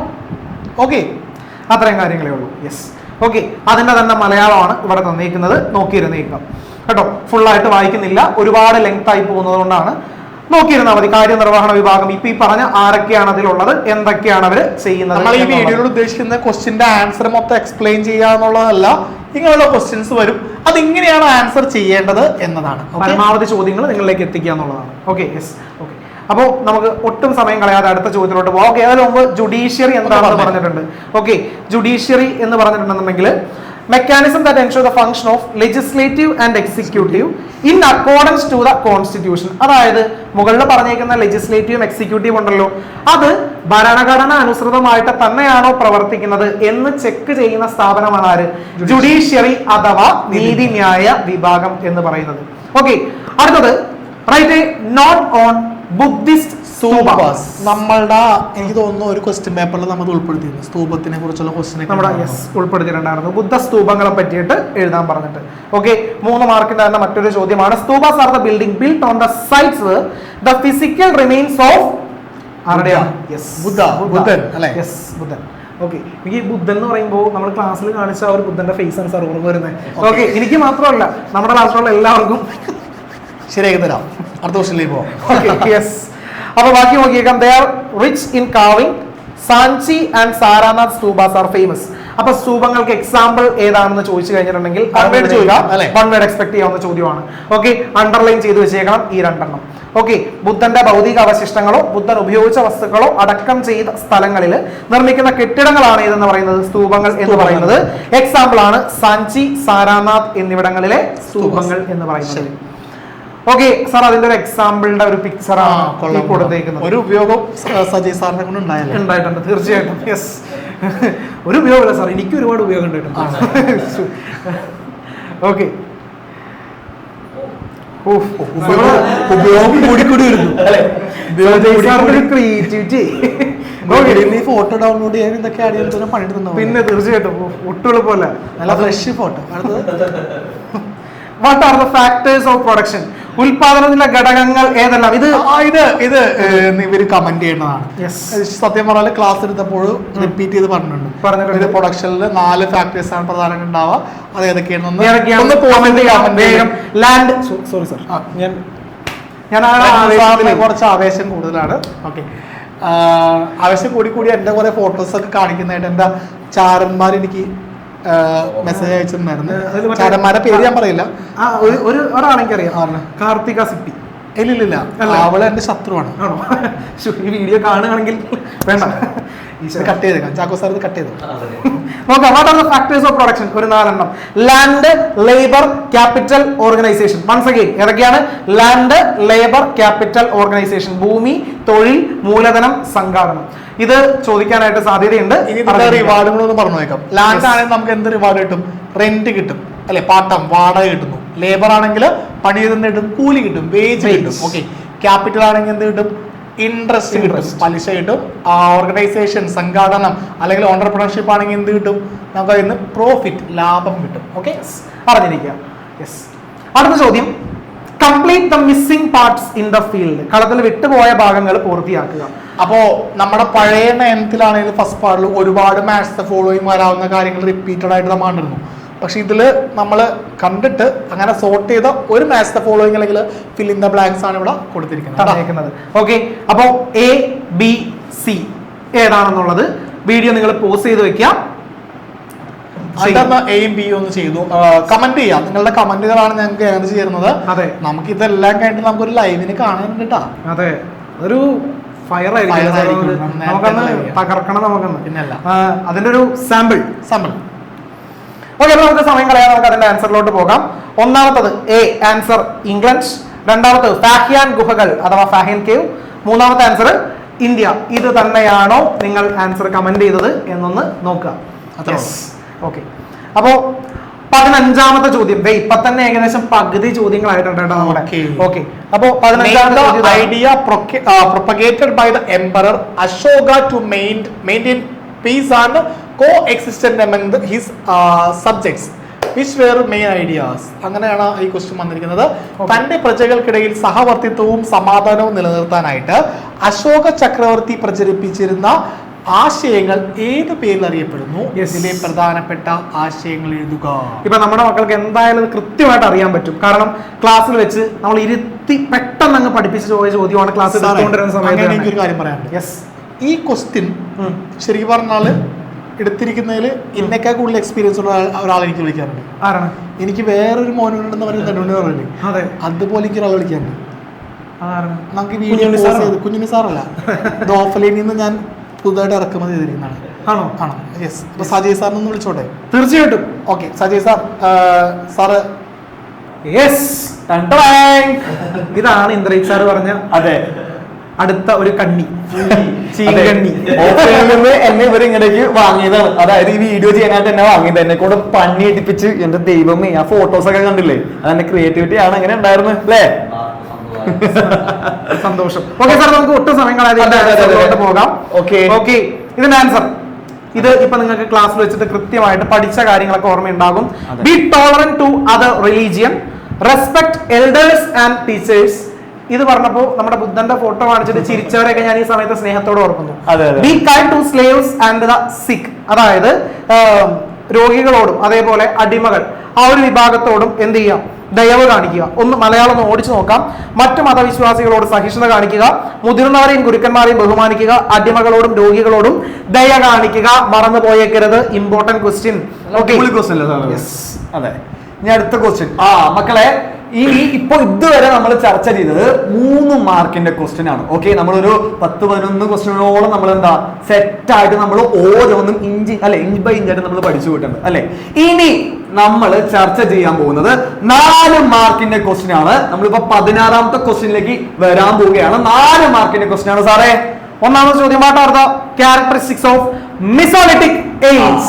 മധ്യശിലായുഗത്തിന്റെ സവിശേഷതകൾ എന്തെല്ലാം? സാർ, ഇവര് 8ാം ക്ലാസ്സിൽ മുതൽ പഠിക്കുന്ന കാര്യമാണ് അല്ലെ. ഇവർക്ക് സിമ്പിൾ ആയിട്ട് ഈ സാധനം അറിയാൻ പറ്റുന്നുണ്ടാവും അല്ലെ. നമ്മൾ പ്രത്യേകിച്ച് പറഞ്ഞു കൊടുക്കേണ്ട കാര്യമില്ല അല്ലെ. ആൻസറിലേക്ക് നേരിട്ട് പോ. ഓക്കെ സാറേ, പറഞ്ഞു. ഇതിപ്പോ ഞാൻ ഇവർക്ക് പറഞ്ഞു കൊടുക്കേണ്ട കാര്യമില്ല. എന്റെ പിള്ളേർ അത്രക്ക് പവറാണ്. ഓഫ്ലൈനിലെ പിള്ളേരുണ്ട്, ഞാൻ ഓൺലൈനിലെ പിള്ളേരെ മാത്രമല്ല, ഫയറാണ് അല്ലെ. Okay, first point, use of microliths or very small stone tools. അതേപോലെ second point, apart from hunting and gathering, fishing also become a means of livelihood. പിന്നെ indication of domestication of animals, amusements, division of labor based on gender. ഇത് explain ചെയ്ത് തരേണ്ട കാര്യമൊന്നുമില്ല. ഇവർ already ഇത് എന്താ 8ാം ക്ലാസ്സിൽ പഠിച്ച് സെറ്റ് ചെയ്ത് എന്താ കോൺവീറ്റ് ചെയ്ത് വന്നേക്കുന്ന കാര്യമാണ്. ഓക്കെ, മലയാളത്തിൽ നോക്കാം. മൈക്രോലിത്തുകൾ അഥവാ സൂക്ഷ്മ ആയുധങ്ങളുടെ ഉപയോഗം വേട്ടയാടലിനും ശേഖരണത്തിനും പുറമെ മീൻപിടുത്തം ഉപജീവന മാർഗമാക്കി മൃഗങ്ങളെ ഇണക്കി വളർത്തിയതിന്റെ സൂചനകൾ, വിനോദങ്ങൾ, കൺഫ്യൂഷൻ ഉണ്ടാവും. കൺഫ്യൂഷൻ ഒന്നും വേണ്ട, വിനോദങ്ങളാണ്, എന്റർടൈൻമെന്റ്, ലിംഗാടിസ്ഥാനത്തിലുള്ള തൊഴിൽ വിഭജനം. ഓക്കെ, ഇത്രയും കാര്യങ്ങളേ ഉള്ളൂ. 17ാമത്തെ ചോദ്യം, what are the principles put forward by Buddha? ബുദ്ധൻ മുന്നോട്ട് വെച്ച ആശയങ്ങൾ എന്തെല്ലാം എന്നുള്ളതാണ്. സാറേ, ഇത് പല ആളുകളും ഇപ്പൊ എനിക്കറിയുന്ന കുറെ പ്രമുഖ വ്യക്തികളുണ്ട്. ഇപ്പൊ ഇന്ദ്രി സാറില്ലേ, എനിക്കറിയുന്ന ഒരു പ്രമുഖ വ്യക്തിയാണ്. ചാക്കോ സാർ ഒരു പ്രമുഖ വ്യക്തിയാണ്. അവരൊക്കെ ഫോളോ ചെയ്യാൻ നോക്കുന്ന പ്രിൻസിപ്പൾ ആണ്. എന്നോട് പറഞ്ഞിരുന്നു ചാക്കോ സാർ. ഞാൻ ഈ സ്ലൈഡ് പ്രിപ്പയർ ചെയ്ത് അയച്ചു കൊടുത്തപ്പോൾ പുള്ളി പറഞ്ഞായിരുന്നു, സാറേ ഈ സാധനം ഞാൻ ജീവിതത്തിൽ ഫോളോ ചെയ്യുന്നതാണ്, ഇത് ബുദ്ധൻ എങ്ങനെ ഫോളോ ചെയ്തിരുന്നു അങ്ങനെയൊക്കെ ചോദിച്ചു പുള്ളിന്റെ അടുത്ത്. തീർച്ചയായിട്ടും. അപ്പൊ നമുക്കൊന്ന് നോക്കാം അതെന്തായിരുന്നു ആ സംഭവം. ഏതാ നമുക്ക് നോക്കാം. അതിനെപ്പറ്റി ഇനി കഥകളൊന്നും പറയണം നമുക്ക്. കറക്റ്റ്, ഇത് നമ്മുടെ കുഞ്ഞുണ്ണി സാറിന്റെ ഒക്കെ ജീവിതം അതേപോലെ പകർത്തി വെച്ചേക്കുന്ന സംഭവമാണ്. നോക്കാം. Life is full of sorrows, അതായത് ജീവിതം ദുഃഖമയമാണ്. Desire is the cause of sorrow, അതായത് ആഗ്രഹങ്ങളാണ് ഇതിന്റെ പുറകെയുള്ള കാരണം. If desire destroyed sorrow will disappear, അതായത് ആശ നശിച്ചു കഴിഞ്ഞിട്ടുണ്ടെന്നുണ്ടെങ്കിൽ അവിടെ ദുഃഖം എന്ത് ചെയ്യുന്നു, അവിടെ ഇല്ലാതാകുന്നു. To achieve this the 8-fold path, അഷ്ടാംഗ മാർഗ ഷുഡ് ബി ഫോളോഡ്. സോ ഇതിലോട്ട് എത്താനായിട്ട് 8-fold path, അഷ്ടാംഗ മാർഗ ഫോളോ ചെയ്യണം എന്നാണ് അവിടെ പറഞ്ഞിരിക്കുന്നത്. അഷ്ടാംഗ മാർഗം നമ്മുടെ ടെക്സ്റ്റ് ബുക്കിൽ ജസ്റ്റ് ഒരു എക്സ്ട്രാ റീഡിംഗ് വേണ്ടി കൊടുത്തിട്ടുണ്ട്. അപ്പൊ ഒന്ന് വായിച്ചു നോക്കിയേക്കാം. ഈ 4 പോയിന്റ് മസ്റ്റ് ആയിട്ട് പഠിച്ചു വെച്ചേക്കാം. സാറേ, ഇതാരുടെ ഫോട്ടോ? ഇത് എന്റെ ക്രിയേറ്റിവിറ്റി തന്നെയാണ്. സർ, അതെ, ഇത് ശരിക്കും പറഞ്ഞാൽ വേറൊരു പ്രശ്നമുണ്ട്. നമ്മൾ ഗൂഗിളിലെ ഇപ്പൊ ആദ്യം വർദ്ധമാന മഹാവീരുടെ ഫോട്ടോ സെർച്ച് ചെയ്തില്ലേ, അപ്പൊ ഞാൻ രണ്ടുപേരും എന്താ പേരിട്ട് സെർച്ച് ചെയ്ത് നോക്കി, രണ്ടുപേരും സെയിം പിക്ചർ. ഒന്ന് ആലോചിച്ച് നോക്കി, നമുക്ക് കൺഫ്യൂഷൻ ആയപ്പോ ഒന്നാമത് സെയിം മുഖമല്ലായിരിക്കും അല്ലെ. അപ്പൊ അതിന് വേണ്ടിയിട്ടാണ് ഞാൻ ഈ പ്രതിമയുടെ സാധനം ഞാൻ ഇംപ്ലിമെന്റ് ചെയ്തത്. എങ്ങനെയുണ്ട്? അതെ, സ്വന്തം ക്രിയേറ്റിവിറ്റി പൊക്കി അടിക്കല്ല, സംശയം തോന്നില്ലല്ലോ. കേൾക്കാനായിട്ട് രസമല്ലേ? മതി. ജീവിതം ദുഃഖമയമാണ്. ആഗ്രഹമാണ് ദുഃഖത്തിന്റെ കാരണം. ആഗ്രഹത്തെ നശിപ്പിച്ചാൽ ദുഃഖം ഇല്ലാതാകും. ഇതിന് അഷ്ടാംഗ മാർഗം അനുഷ്ഠിക്കണം. ചാക്കോ സാർ എന്താ മതി അഷ്ടാംഗ മാർഗം? പോയി ടെസ്റ്റ് വായിക്കും. What are marks? Explain the example. മാർക്കുകൾ എന്നാൽ എന്താണ്? ഉദാഹരണ സഹിതം വിശദമാക്കുക. നമ്മുടെ പിള്ളേര് നമ്മുടെ 9ാം ക്ലാസ്സിൽ നമ്മുടെ ലൈവ് ക്ലാസ് എടുത്ത സമയത്ത് മാർക്ക് ഗുൽമാർഗ്, സോൻമാർഗ്, അവിടെയൊക്കെ നമ്മുടെ കുഞ്ഞുണ്ണി സാറൊക്കെ പോയിട്ട് അടിച്ചു പൊളിച്ച് ചാക്കോ സാറും പിന്നെ ഒരു കുതിരയുടെ പുറത്തിരിക്കുന്ന സാറിനെയൊക്കെ നിങ്ങൾക്ക് മനസ്സിലോട്ട് ഇപ്പൊ വന്നിട്ടുണ്ടാവും. യെസ്, അതേ സംഭവമാണ് ഇവിടെ പഠിക്കാൻ പോകുന്ന മാർഗുകൾ എന്നാൽ എന്താണ്. ഒന്നാമത്തെ ചാപ്റ്ററിലെ ഏറ്റവും അടിപൊളി ക്വസ്റ്റ്യൻസിൽ ഒന്നാണ് അല്ലേ? മിക്കവാറും ഉറപ്പിച്ചോ ഈ ചോദ്യം സ്കൂളിലെ പരീക്ഷയ്ക്ക് ഉണ്ടാവും. Marks are the meadows, meadows പറഞ്ഞ പുൽമേടുകൾ കേട്ടോ, formed along the mountain slopes during the summer season as these marks get covered under snow during winter. The region attracted tourists for winter games such as skiing. Skiing എന്തായിരിക്കും നമുക്ക് നോക്കാം. എന്തായാലും sir ഒരു അടിപൊളി example തന്നെ creativity വരുന്നുണ്ട്, അവർക്ക് അത് കാണിച്ചു കൊടുത്തേക്കാം. ഇത് കഴിഞ്ഞിട്ട് ഈ സ്ലൈഡ് കഴിഞ്ഞിട്ട് വരുന്നുണ്ട്. അപ്പോൾ അറിഞ്ഞിരിക്കണം മാർഗുകൾ എന്താണെന്നുള്ളത് പഠിച്ചിട്ടുണ്ടാകും. Forward along the mountain slope during the summer season. ഇനി മാർഗിന് എക്സാമ്പിളും പരീക്ഷയ്ക്ക് ചിലപ്പോൾ ചോദിക്കാം, അത് കൃത്യമായിട്ട് അറിഞ്ഞിരിക്കണം. ഏതാണ് എക്സാമ്പിൾ? നമ്മുടെ ഗുൽമാർഗ്, സോൻമാർഗ് കാര്യങ്ങളെല്ലാം. ഓക്കെ, ഗുൽമാർഗിലും സോൻമാർഗിലൊക്കെ ടൂർ പോയ ഡയറക്റ്റ് ലൈവ് പിക്ചേഴ്സ് ഒക്കെ എന്ത് ചെയ്തിട്ടുണ്ടായിരുന്നു, അന്ന് ക്ലാസ്സിൽ കാണിച്ചു തന്നിട്ടുണ്ടായിരുന്നു. അതൊക്കെ മറന്നാലും കുതിരപ്പുറത്തിരുന്ന സാർ നിങ്ങൾ മറന്നു. ഈ ഓൺലൈനിൽ നമുക്ക് എന്താ കുറെ പിക്ചേഴ്സ് ഒക്കെ കാണിക്കും, ഓഫ്ലൈനിൽ ബുദ്ധിമുട്ടാണല്ലേ സാർ? അത് ലൈവായിട്ട് കാണിച്ചു കൊടുത്താൽ മക്കളെ. ആ സോൺമാർഗിന്റെ ഗുൽമാർഗിന്റെ പേര് എന്തൊക്കെ വന്നാലും വെരി വെരി മസ്റ്റ് ആയിട്ടുള്ള എക്സാമ്പിൾ ആണ്, ഓർത്ത് വെച്ചിരിക്കണം. എന്തായാലും സിമ്പിൾ ആയിട്ടുള്ള കാര്യമല്ലേ അല്ലെ? അതിന്റെ മലയാളം കൊടുത്തിട്ടുണ്ട്, വായിച്ചു നോക്കിയ. പർവ്വത ചെരുവുകളിലെ വേനൽക്കാലങ്ങൾ രൂപപ്പെടുന്ന പുൽമേടുകളാണ് മർഗകൾ എന്നറിയപ്പെടുന്നത്. ഓക്കെ, ശൈത്യകാലത്ത് മഞ്ഞ് മൂടപ്പെടുന്ന ഈ പറയുന്ന മർഗകൾ സ്കീയിങ് പോലുള്ള മഞ്ഞുകാല വിനോദങ്ങൾക്ക് ധാരാളം സഞ്ചാരികളെ ആകർഷിക്കുന്ന ഒന്നാണ്. എക്സാമ്പിൾ ഗുൽമാർഗ്, സോൻമാർഗ്. അറിഞ്ഞിരിക്കണം. സ്കീയിങ് എന്താണെന്ന് പിള്ളേർക്ക് കാണിച്ചു കൊടുക്കാം. ഇത് നമ്മുടെ കുഞ്ഞുണ്ണി മാഷൊക്കെ എന്താ കുഞ്ഞുണ്ണി മാഷെന്ന് കുഞ്ഞുണ്ണി സാറൊക്കെ ഈ സംഭവം ചെയ്തിട്ടുണ്ട്, എന്റെ അടുത്ത് പറഞ്ഞായിരുന്നു. ഇത് നമ്മളന്ന് ക്ലാസ്സിൽ കാണിച്ചു കൊടുത്തിട്ടുണ്ടോ? നമ്മുടെ ചാക്കോ സാറൊക്കെ ഇഴുകി വരുന്ന ഒരു സാധനമൊക്കെ സാധനമൊക്കെ വന്നിട്ടുണ്ടോ? സാധനം ഇത്. ഓക്കെ, സമയം കളയണ്ട. 19ാമത്തെ ചോദ്യം. Write a note on the city state that existed in Greece. അപ്പോൾ ഈ ടോപ്പിക് ക്ലാസ്സിലെടുത്ത സമയത്ത് കൃത്യമായിട്ട് പറഞ്ഞിട്ടുണ്ടായിരുന്നു, സിറ്റി സ്റ്റേറ്റ്സ് നിങ്ങൾ കൃത്യമായിട്ട് നോക്കണം. ഓക്കെ, അപ്പോൾ ലാസ്റ്റ് 2 സ്ഥലങ്ങളുടെ കൃത്യമായിട്ട് ഏതൻസ്, ഗ്രീസ് കൃത്യമായിട്ട് ടെക്സ്റ്റ് ബുക്കിൽ പറഞ്ഞിട്ടുണ്ട്, നോക്കണം. പരീക്ഷയ്ക്ക് ഇതേപോലെ ചോദിക്കാൻ സാധ്യതയുണ്ട്. നോക്കാം, ഒട്ടും സമയം കളയാതെ അതിന്റെ answer. In Greece the villages stood together for the purpose of security and governance. They came to known as city states. ചിലപ്പോൾ സിറ്റി സ്റ്റേറ്റ്സ് എന്താണെന്നൊരു ചോദ്യമായിട്ട് കയറി വരാം. A city states considered അല്ലെങ്കിൽ consisted of a city and the surrounding agricultural villages, hills, mountains, provided natural boundaries for the city states. Some of the city states were islands. The capital of the city states were located on high hills. Athens, Sparta, Corinth, Thebes were some the major city states of Greece. ഇത്രയും കാര്യങ്ങൾ അവിടെ അറിഞ്ഞിരിക്കണം. ഇത് ഇത്രയും വലുതാണ് എന്ന് വെച്ചിട്ട് പഠിക്കാണ്ടൊന്നിരിക്കരുത്. Point wise ആക്കി കഴിഞ്ഞാൽ കുറച്ചേ ഉള്ളൂ. എന്തൊക്കെയാണ് അവിടെ പഠിക്കാൻ എളുപ്പത്തിൽ ചെയ്യാൻ പറ്റുക? സിറ്റി സ്റ്റേറ്റ്സ് വരെ ഒന്ന് നോക്കാം. അതിനുശേഷം ഇതിന്റെ ഭാഗങ്ങൾ ഏതൊക്കെയാണ് എന്ന് നോക്കാം. ഓക്കെ, പിന്നെ അതിനുശേഷം ഇതിന്റെ ക്യാപിറ്റൽ ഏതെങ്കിലും ഒരു ഉയർന്ന സ്ഥലങ്ങളിലാണെന്ന് അറിഞ്ഞിരിക്കുക. Located high hills. പിന്നെ അതിന്റെ എക്സാമ്പിൾസ് നോക്കി കഴിഞ്ഞിട്ടുണ്ടെന്നുണ്ടെങ്കിൽ ആ സെക്ഷൻ അവിടെ എന്താകും സാർ? അതങ്ങ് തീരും. സാറേ, ഞാൻ ഒരു കാര്യം പറയട്ടെ, ഇത്രയും വലിയ പാരഗ്രാഫായിട്ട് കൊടുത്തിരിക്കുമ്പോൾ ഇവർക്ക് പേടിയുണ്ടാവും. ഒയ്യോ, ഇത് വലുതല്ലേ, ഇത് എങ്ങനെ പരീക്ഷിക്കും? സിമ്പിൾ കാര്യങ്ങളല്ലേ അല്ലെ? ഏതൻസ്, സ്പാർട്ട, ആ പേരൊക്കെ എഴുതി കഴിഞ്ഞാൽ തന്നെ നല്ല കിഡിലനായിട്ട് മാർക്ക് വരും അല്ലെ? അതിന്റെ മലയാളം നമുക്കൊന്ന് നോക്കാം. ഗ്രീസിലെ പൊതുസുരക്ഷയ്ക്കും ഭരണത്തിനുമായി ഗ്രാമങ്ങൾ ഒന്നിച്ചു നിന്നു. നമ്മൾ പറഞ്ഞ കാര്യമാണ്. അവർ നഗരരാഷ്ട്രം എന്നറിയപ്പെട്ടു. ഒരു നഗരവും ചുറ്റുമുള്ള കാർഷിക ഗ്രാമങ്ങളും ഉൾപ്പെട്ടതായിരുന്നു ഒരു നഗരരാഷ്ട്രം. ഒരു നഗരരാഷ്ട്രം എന്നാൽ എന്താണ് സാറേ? എന്താ പറ? സാർ പറഞ്ഞില്ല ഇപ്പൊ തന്നെ. അയ്യോ, ഞാൻ പറഞ്ഞല്ലോ. ഓക്കെ, ഞാനിങ്ങനെ ജസ്റ്റ് ഇപ്പൊ ഇങ്ങനെ ഈ ഓഫ്ലൈനിൽ നിന്ന് വന്ന കാരണേ ഞാൻ ആ ഒരു ഇതിലേക്ക് റൺസോ സാറിന്റെ ആ ഒരു ഇതിലേക്കൊക്കെ ഞാൻ ഇങ്ങനെ എത്തിക്കൊണ്ടിരിക്കുന്നു. സാറിനെ അനുഗ്രഹിക്കണമെന്നല്ലോ. ഓക്കെ, ഒരു നഗരവും ചുറ്റുമുള്ള കാർഷിക ഗ്രാമങ്ങൾ, അതായത് ഒരു നഗരവും പിന്നെന്താ ചുറ്റുമുള്ളത് കാർഷിക ഗ്രാമങ്ങളാണ്. ഇത് ഉൾപ്പെട്ടതായിരുന്നു എന്ത്? ഒരു നഗരരാഷ്ട്രം. അതേപോലെ തന്നെ കുന്നുകളും പർവ്വതങ്ങളും ഈ നഗരരാഷ്ട്രങ്ങൾക്ക് പ്രകൃതിദത്തമായിട്ടുള്ള അതിരുകൾ നൽകി. വെറും ഒരു അതിരുമല്ല, പ്രകൃതിദത്തമായിട്ടുള്ള അല്ല, നാച്ചുറൽ ആയിട്ടുള്ള അതിരുകൾ. അതേപോലെ ചില നഗരരാഷ്ട്രങ്ങൾ ദ്വീപുകളായിരുന്നു. ഐലൻഡിന്റെ കേസ് പറഞ്ഞു. ഉയർന്ന കുന്നുകൾക്ക് മീതെയായിരുന്നു നഗരരാഷ്ട്രങ്ങളുടെ തലസ്ഥാനം, അവരുടെ ക്യാപിറ്റൽ അല്ലെ? അതേപോലെ ഏതൻസ്, സ്പാർട്ട, കോറിന്ത്, തേബ്സ്, അതേപോലെ ഈ കാര്യങ്ങളായിരുന്നു, അല്ലെങ്കിൽ ഇതായിരുന്നു എന്ത്? അവരുടെ പ്രധാനമായിട്ടുള്ള നഗര രാഷ്ട്രങ്ങൾ. ഈ പേര് എന്തൊക്കെ വന്നാലും ഈ ക്വസ്റ്റ്യൻ പഠിക്കുമ്പോൾ മറക്കരുത്. ഇനി നെക്സ്റ്റ് ക്വസ്റ്റ്യൻ സാർ വായിച്ചോ. സാർ 20ാമത്തെ. How was the Himalayas formed? Explain. Himalaya പർവ്വതത്തിന്റെ രൂപീകരണം ഏത് വിധമായിരുന്നു? വിശദീകരിക്കുക. ഓക്കെ, അപ്പോൾ ഇതിൻ്റെയൊക്കെ ഒരു പിക്ചർ നിങ്ങളുടെ ടെക്സ്റ്റ് ബുക്കിലുണ്ട്, കൃത്യമായിട്ട് അത് നോക്കിയേക്കുക. രണ്ട് സംഭവങ്ങൾ വന്നിട്ട് ഇങ്ങനെ കൂട്ടിമുട്ടുന്നു, ഒരെണ്ണം അടിയിലോട്ട് പോകുന്നു, ഈ ലെവലിലുള്ള കാര്യങ്ങളൊക്കെ അവിടെ കൃത്യമായിട്ട് പറഞ്ഞു തന്നിട്ടുണ്ട്. വായിച്ചു നോക്കിയേക്കുക. Indian plate which include the peninsular India and the Australian continent located in the southern hemisphere about 150 to 160 million years ago. ഇതിന്റെ ഒരു വീഡിയോ ഞാനന്ന് നിങ്ങൾക്ക് ക്ലാസ്സിൽ ലൈവായിട്ട് കാണിച്ചു തന്നിട്ടുണ്ടായിരുന്നു, ഓർമ്മയുണ്ടാവും എല്ലാവർക്കും. It moved as it moved northward and come close to the Eurasian plate. The Tethys seabed situated between the two land masses started uplifting. അത് ഒന്ന് ഉയർന്നു വരാനായിട്ട് തുടങ്ങി. ഇത്തരത്തിലാണ് നമ്മുടെ ഹിമാലയം എന്ത് ചെയ്തത്, അവിടെ രൂപം കൊണ്ടത്. നല്ല അടിപൊളി ക്വസ്റ്റ്യൻസ്. പിന്നെ സാർ ഒരു കാര്യമാണ് അറിഞ്ഞിരിക്കണം. സാർ ഒരു കാര്യം പറയാനുള്ളത്, നമ്മളിപ്പോ ഇത് പഠിക്കുമ്പോൾ ഇതിനകത്ത് കുറച്ച് കീ പോയിന്റ്സ് വരുന്നുണ്ട് അല്ലെ. അതായത് ഈ പറഞ്ഞ ഈ നമ്മുടെ കോണ്ടിനെന്റിന്റെ പേര് പറഞ്ഞു, സദേൺ ഹെമിസ്ഫിയറിന്റെ പേര് പറഞ്ഞു അല്ലെ. ഈ കാര്യങ്ങൾ മക്കളെ മസ്റ്റ് ആയിട്ട് വിടാണ്ട് ഈ ക്വസ്റ്റ്യൻ ആൻസറിങ് എഴുതണം. പിന്നെ അതേപോലെ തന്നെ 150 അല്ലെ, 160 കോലി 160 കോലി എന്നൊക്കെ പറഞ്ഞുകൊണ്ട് എന്താ അത്രയും ലക്ഷക്കണക്കിന് വർഷങ്ങൾക്ക് മുമ്പാണ് എന്താ, അതായത് ഈ പറഞ്ഞ ബാക്കി സാറ് പറഞ്ഞു. ടച്ച് ഇല്ല. വർഷങ്ങൾക്ക് മുമ്പാണ് ഉപദ്വീപ് എന്ത് ചെയ്യും നമ്മുടെ ഓസ്ട്രേലിയ വൻകര ഉൾപ്പെടുന്ന ഇന്ത്യൻ ഫലകത്തിന്റെ സ്ഥാനം അന്ന് ദക്ഷിണാർദ്ധ ഗോളത്തിലായിരുന്നു. പിന്നീട് ഇത് വടക്കോട്ട് നീങ്ങിയിട്ട് യുറേഷ്യൻ ഫലകത്തിന് അടുത്ത് വന്നപ്പോൾ എന്ത് സംഭവിച്ചു, രണ്ട് ഫലകങ്ങളുടെയും ഇടയിൽ നീങ്ങിക്കൊണ്ടിരുന്ന തെതീസ് സമുദ്രത്തിൽ നിന്നും അടിത്തട്ട് മടങ്ങിയിട്ട് ഉയർന്നു വരാനായിട്ട് തുടങ്ങി. അങ്ങനെയാണ് നമ്മുടെ ഹിമാലയൻ പർവ്വതം അവിടെ രൂപം കൊണ്ടത് എന്നറിഞ്ഞിരിക്കുക. ഓക്കെ, 21ാമത്തെ ചോദ്യം, സമയം കളയുന്നില്ല. What are the different bronze age civilisation? വിവിധ വെങ്കല യുഗ സംസ്കാരങ്ങൾ ഏതെല്ലാം? ഒരു 4 എണ്ണം. ഈ 4 എണ്ണവും നിങ്ങൾ 8ാം ക്ലാസ്സിൽ പഠിച്ചതായിരിക്കുള്ളൂ എന്തായാലും.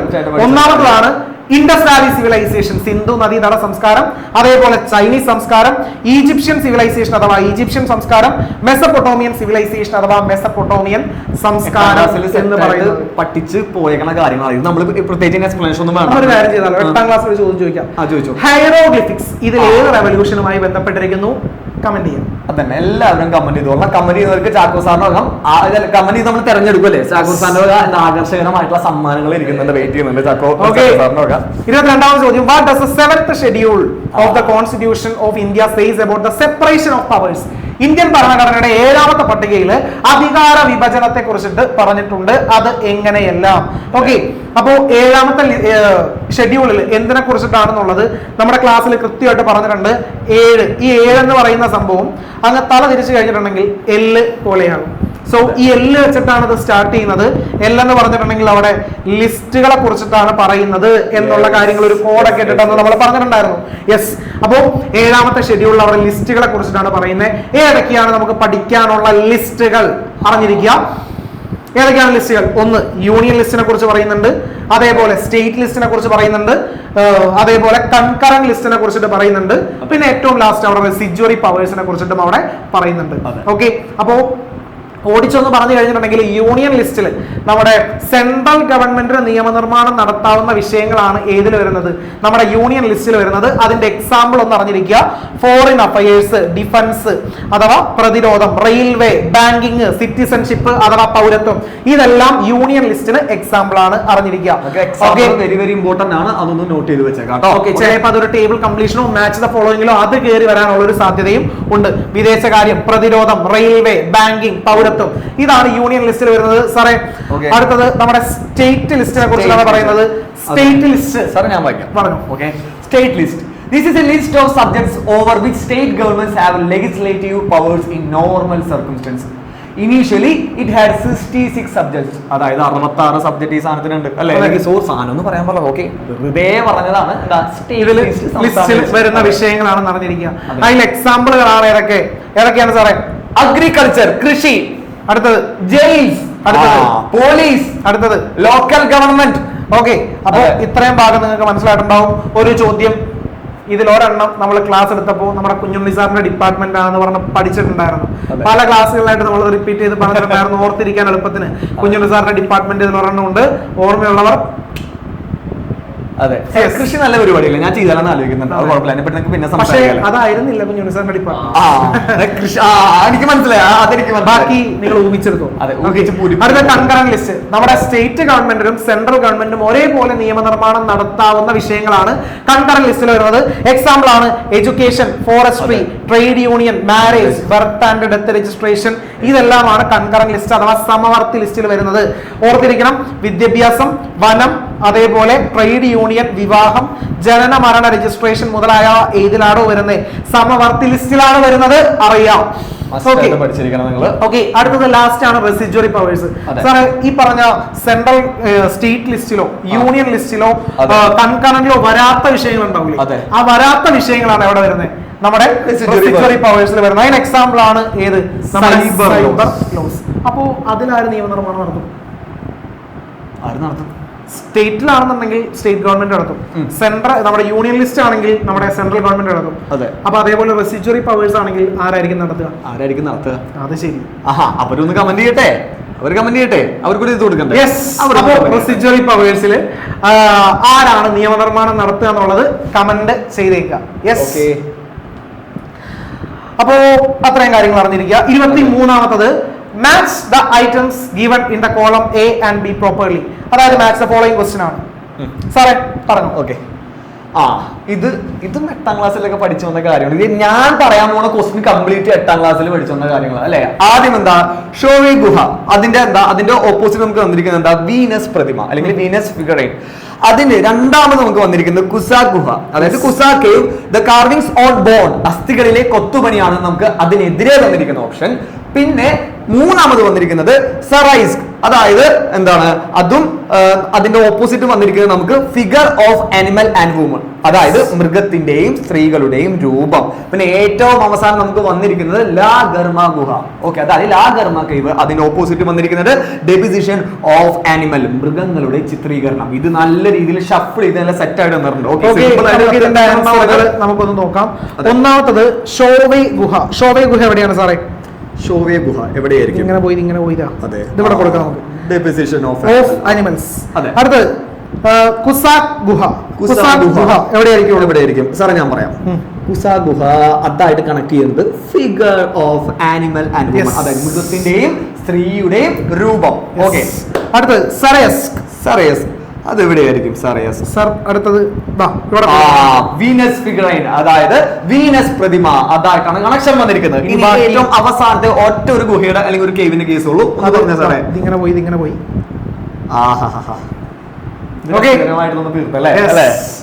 സിമ്പിൾ. ഓക്കെ, ഇനി ഇതിന്റെ ആൻസർ മാത്രമായിട്ട് നമുക്ക് നോക്കാം. എല്ലാ ആൻസറുകളും കൃത്യമായിട്ട് കൊടുത്തിട്ടുണ്ട്, അറിഞ്ഞിരിക്കുക. അപ്പൊ ഇതേ ലെവലിലൊക്കെ നമുക്ക് എന്ത് പ്രതീക്ഷിക്കണം? ഒരു table completion, match the following ഒക്കെ നമുക്ക് അവിടെ പ്രതീക്ഷിക്കണം. Union list, state list, concurrent list. നമ്മൾ ഇപ്പൊ ഈ പറഞ്ഞ സെക്ഷനിൽ നിന്നും ചിലപ്പോൾ എന്ത് ചെയ്യാം? ഒരു മാച്ച് ദ ഫോളോയിങ് ക്വസ്റ്റ്യൻ അവിടെ ചോദിക്കാം. 24ാമത്തത് ഒരു മാപ്പ് മാർക്കിങ്ങിന്റെ ചോദ്യമാണ്. ഇതിന്റെ ചോദ്യമാണ് ഒരു മാപ്പ് മാർക്കിംഗിന്റെ. ഇപ്പൊ നമ്മൾ ഒരെണ്ണമേ നമ്മളിപ്പോ ഈ ഒരു ശരിക്കും എക്സാമിൽ നമുക്ക് ഒരു മാപ്പ് അല്ലേ നമുക്ക് കൊടുക്കാനായിട്ട് പറ്റുള്ളൂ. സോ ഒരെണ്ണേ ഞാനിപ്പോ ഇതിൽ ആഡ് ചെയ്തിട്ടുള്ളൂ. മിക്കവാറും 4 മാർക്കിന്റെ ചോദ്യമായിരിക്കുള്ളൂ. പക്ഷേ നമ്മൾ നേരത്തെ പറഞ്ഞിരുന്നു നമ്മുടെ യൂട്യൂബ് ലൈവിന്റെ കാര്യം. ആ യൂട്യൂബ് ലൈവില് ഈ 9ാം ക്ലാസ്സിൽ ഇനി വരാൻ പോകുന്ന പരീക്ഷയ്ക്ക് മാപ്പിന്റെ ക്വസ്റ്റ്യൻ ചോദിക്കുമ്പോൾ ഏതൊക്കെ ചോദ്യങ്ങൾ അവിടെ വരുമോ അതിലുള്ള മുഴുവൻ കാര്യങ്ങളും നമ്മൾ എന്ത് ചെയ്യും? ആ ഒരു യൂട്യൂബ് ലൈവ് സെഷനിൽ അവിടെ ഡിസ്കസ് ചെയ്യും. എന്തായാലും കളർഫുൾ ആയിട്ട് നമ്മൾ ചെയ്തു വെച്ചിട്ടുണ്ട്. പരിപാടി വരുന്നുണ്ട്, ലൈവിൽ പാക്കലാം അല്ലെ? അപ്പൊ നമുക്ക് ഇതിന്റെ ഈ പിക്ചറിലേക്ക് പോകാം. അതിൽ ഭൂരിഭാഗം സജയ് സാറിന്റെ ക്രിയേറ്റിവിറ്റി തന്നെയാണ്. അപ്പൊ നോക്കാം, ഇതില് എ ഏതാണ്, ബി ഏതാണ്, സി ഏതാണ്, ഡി ഏതാണ്? ഓക്കെ, അപ്പോ ഇത്രയും ഭാഗങ്ങൾ ഏതാണ് എന്നാണ് അവിടെ പറയേണ്ടത്. സാറേ ഒന്നാമത്തെ ഏതായിരുന്നു? സാറേ ഒന്നാമത്തത് അവിടെ ഞാൻ പറയട്ടെ. പറഞ്ഞു. എന്റെ ഒരു ഊഹം ശരിയാണെങ്കിൽ എടുക്കാതെ ചാപ്റ്റർ എന്റെ ഒരു ഗസ് ആണോ? എന്റെ ഒരു ഊഹം ശരിയാണെങ്കിൽ കാരക്കോറമായിരിക്കും സാർ. ഇവർക്ക് അറിയാൻ പറ്റുമായിരിക്കും. ഒന്നാമത്തത് കാരക്കോറം. അതേപോലെ ബി ഇവിടെ ഉള്ളതാണ് പത്കായ് ബും. അപ്പോൾ ഇത് നിങ്ങൾക്ക് അറിയാൻ പറ്റും. നമ്മുടെ നാഗ ഹിൽസ്, ഖാരോ ഖാസി ജയന്തിയ ഹിൽസ്, പത്കായ് ബും അതെല്ലാം ഈ ഒരു പാർട്ടിലായിട്ടാണ് അവിടെ വരുന്നത്. ഓക്കെ, അടുത്തത് സി. ഇവിടെ ഉള്ളത് റിവറിന്റെ ഷേപ്പിലാണ് ഇത് വരച്ചേക്കുന്നത്. അവിടെയുള്ള റിവർ ആണ് ഏത് റിവർ എന്ന് പറയുന്നത്? അവിടെ സിന്ധു റിവർ അല്ലെങ്കിൽ ഇൻഡസ് റിവർ എന്നൊക്കെ പറയുന്നത് ആ സെക്ഷനിലാണ് വരുന്നത്.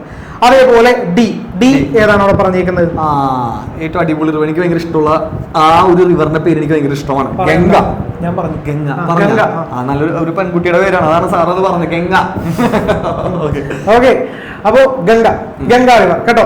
ബ്രഹ്മപുത്ര ചോദിക്കുകയാണെന്നുണ്ടെങ്കിൽ അതിന്റെ അപ്പുറത്തായിട്ട് ഈ ഒരു സെക്ഷനിലായിട്ട്. അപ്പോൾ ചോദിക്കാൻ സാധ്യതയുള്ള റിവേഴ്സും മറ്റു കാര്യങ്ങളെല്ലാം മറക്കണ്ട. നമ്മുടെ യൂട്യൂബ് ലൈവ് സെഷനിൽ എക്സാമിന് മുമ്പായിട്ടുള്ള ലൈവ് സെഷനിൽ നമ്മൾ സെറ്റ് ആക്കിയിരിക്കും. കളിയാണ്.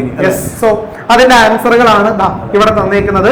കാരക്കോറം, പത്ഗായ്വും, റിവർ ഇൻഡസ്, റിവർ ഗംഗ. വീണ്ടും മാത്സ് ഫോളോ ചെയ്യും. ഇതും ക്രിയേറ്റിവിറ്റിയുടെ ഭാഗമാണ്. നമ്മൾ എന്തായാലും ഇപ്പൊ എന്താണ് ഇപ്പൊ ആദ്യം ഒരു ഹിസ്റ്ററിന്ന് നമ്മളൊരു മാത്സ് ഫോളോയിങ് കിട്ടും. അപ്പൊ ജോഗ്രഫിക്ക് വിഷമാവൂലേ? അപ്പോ എന്താണ് നമ്മൾ ജോഗ്രഫിന്ന് ഇടണം അല്ലെ? ജോഗ്രഫിന്ന് ഇട്ട് കഴിഞ്ഞാൽ എന്താ ഒരു ഇത് വരുള്ളൂ. അത് ജോഗ്രഫിന്ന് ഇട്ടും. അപ്പൊ നിങ്ങൾ വീഡിയോ പോസ് ചെയ്യാം. അതെ, നിങ്ങൾ ആൻസർ എന്ത് ചെയ്യാം അവിടെ നോക്കുക. ഓക്കെ, കറക്റ്റ് ആണോ എന്ന് നോക്കാം. യെസ്, ഇപ്പൊ ഓൾമോസ്റ്റ് എല്ലാവരും വീഡിയോ പോസ് ചെയ്ത് വെച്ച ആൻസർ നോക്കി കഴിഞ്ഞിട്ടുണ്ടാവും. നോക്കാം നമുക്ക് ഏതാണ് ആൻസർ എന്നുള്ളത്. യെസ്, അപ്പോൾ നിങ്ങൾ എഴുതിയ ആൻസർ കറക്റ്റ് ആയോ എന്നൊന്ന് ചെക്ക് ചെയ്യുക. നിങ്ങൾ നോട്ട്ബുക്കിലേക്ക് കറക്റ്റ് ആയിട്ട് എഴുതി വെച്ചേക്കുക. ഇതേ ലെവലിൽ എന്ത് ചെയ്യാം, നമുക്കൊരു മാച്ച് ദ ഫോളോയിങ് ക്വസ്റ്റ്യൻ അവിടെ നിന്ന് പ്രതീക്ഷിക്കാം.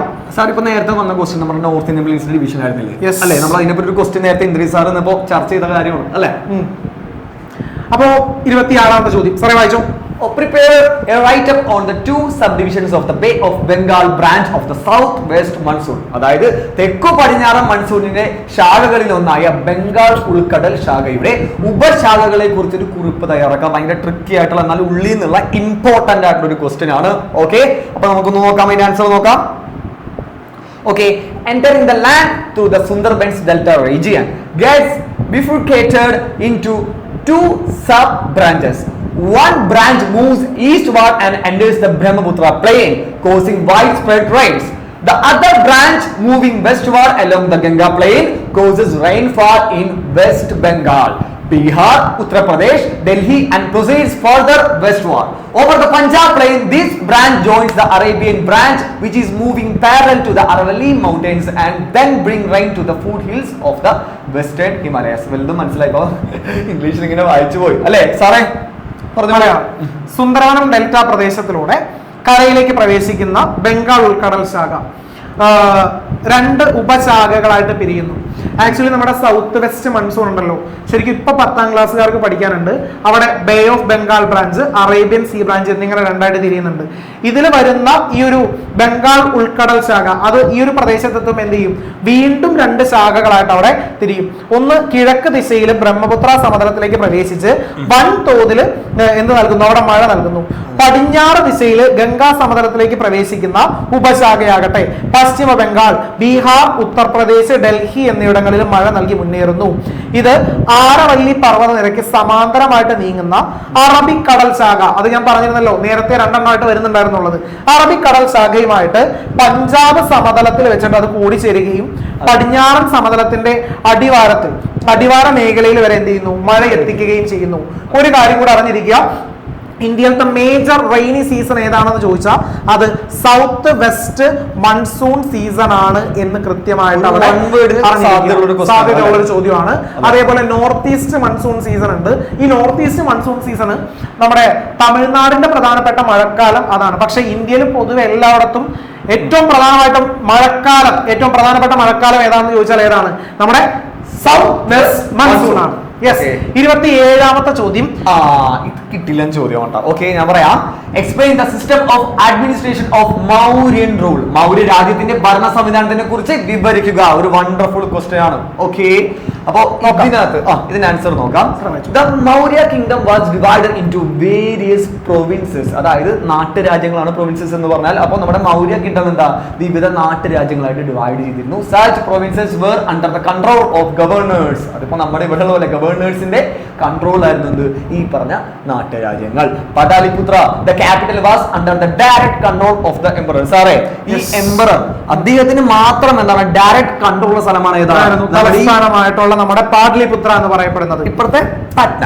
Okay, the Mauryan army had 5 divisions. 5 division ഉണ്ടായിരുന്നു. Okay, they were infantry, cavalry, chariots, elephants and the navy. Okay, ഇനി അതേപോലെ military administrations carried out by a 30-member committee. അതായത് നമ്മുടെ ഈ പറഞ്ഞ കമ്മിറ്റി ഉണ്ടായിരുന്നു മിലിറ്ററി അഡ്മിനിസ്ട്രേഷൻ മറ്റും നോക്കാനായിട്ട്. Okay, next The ideas propagated by Emperor Ashoka to maintain peace and coexistence among his subjects are known as Ashoka Dharma. Ashoka Dharma എന്ന് കൂടി പറയും. നമ്മൾ മുമ്പത്തെ ക്വസ്റ്റ്യൻസിൽ ഇന്ദിര സാർ ഉണ്ടായിരുന്നപ്പോൾ മൂന്ന് പോയിന്റുകൾ അവിടെ കൃത്യമായിട്ട് നമ്മളവിടെ സമാധാനം എല്ലാവരിലേക്കും സ്പ്രെഡ് ചെയ്യാനായിട്ട് അദ്ദേഹം കൊണ്ടുവന്ന കാര്യങ്ങളാണ്. ഓക്കെ, അതിന്റെ മലയാളം ടൈപ്പ് ഇവിടെ കൊടുത്തിട്ടുണ്ട്. അപ്പൊ ഇപ്പൊ പറഞ്ഞ സെയിം സംഭവം തന്നെയാണ്, വായിച്ചു നോക്കിയാൽ മതി എല്ലാവരും കേട്ടോ.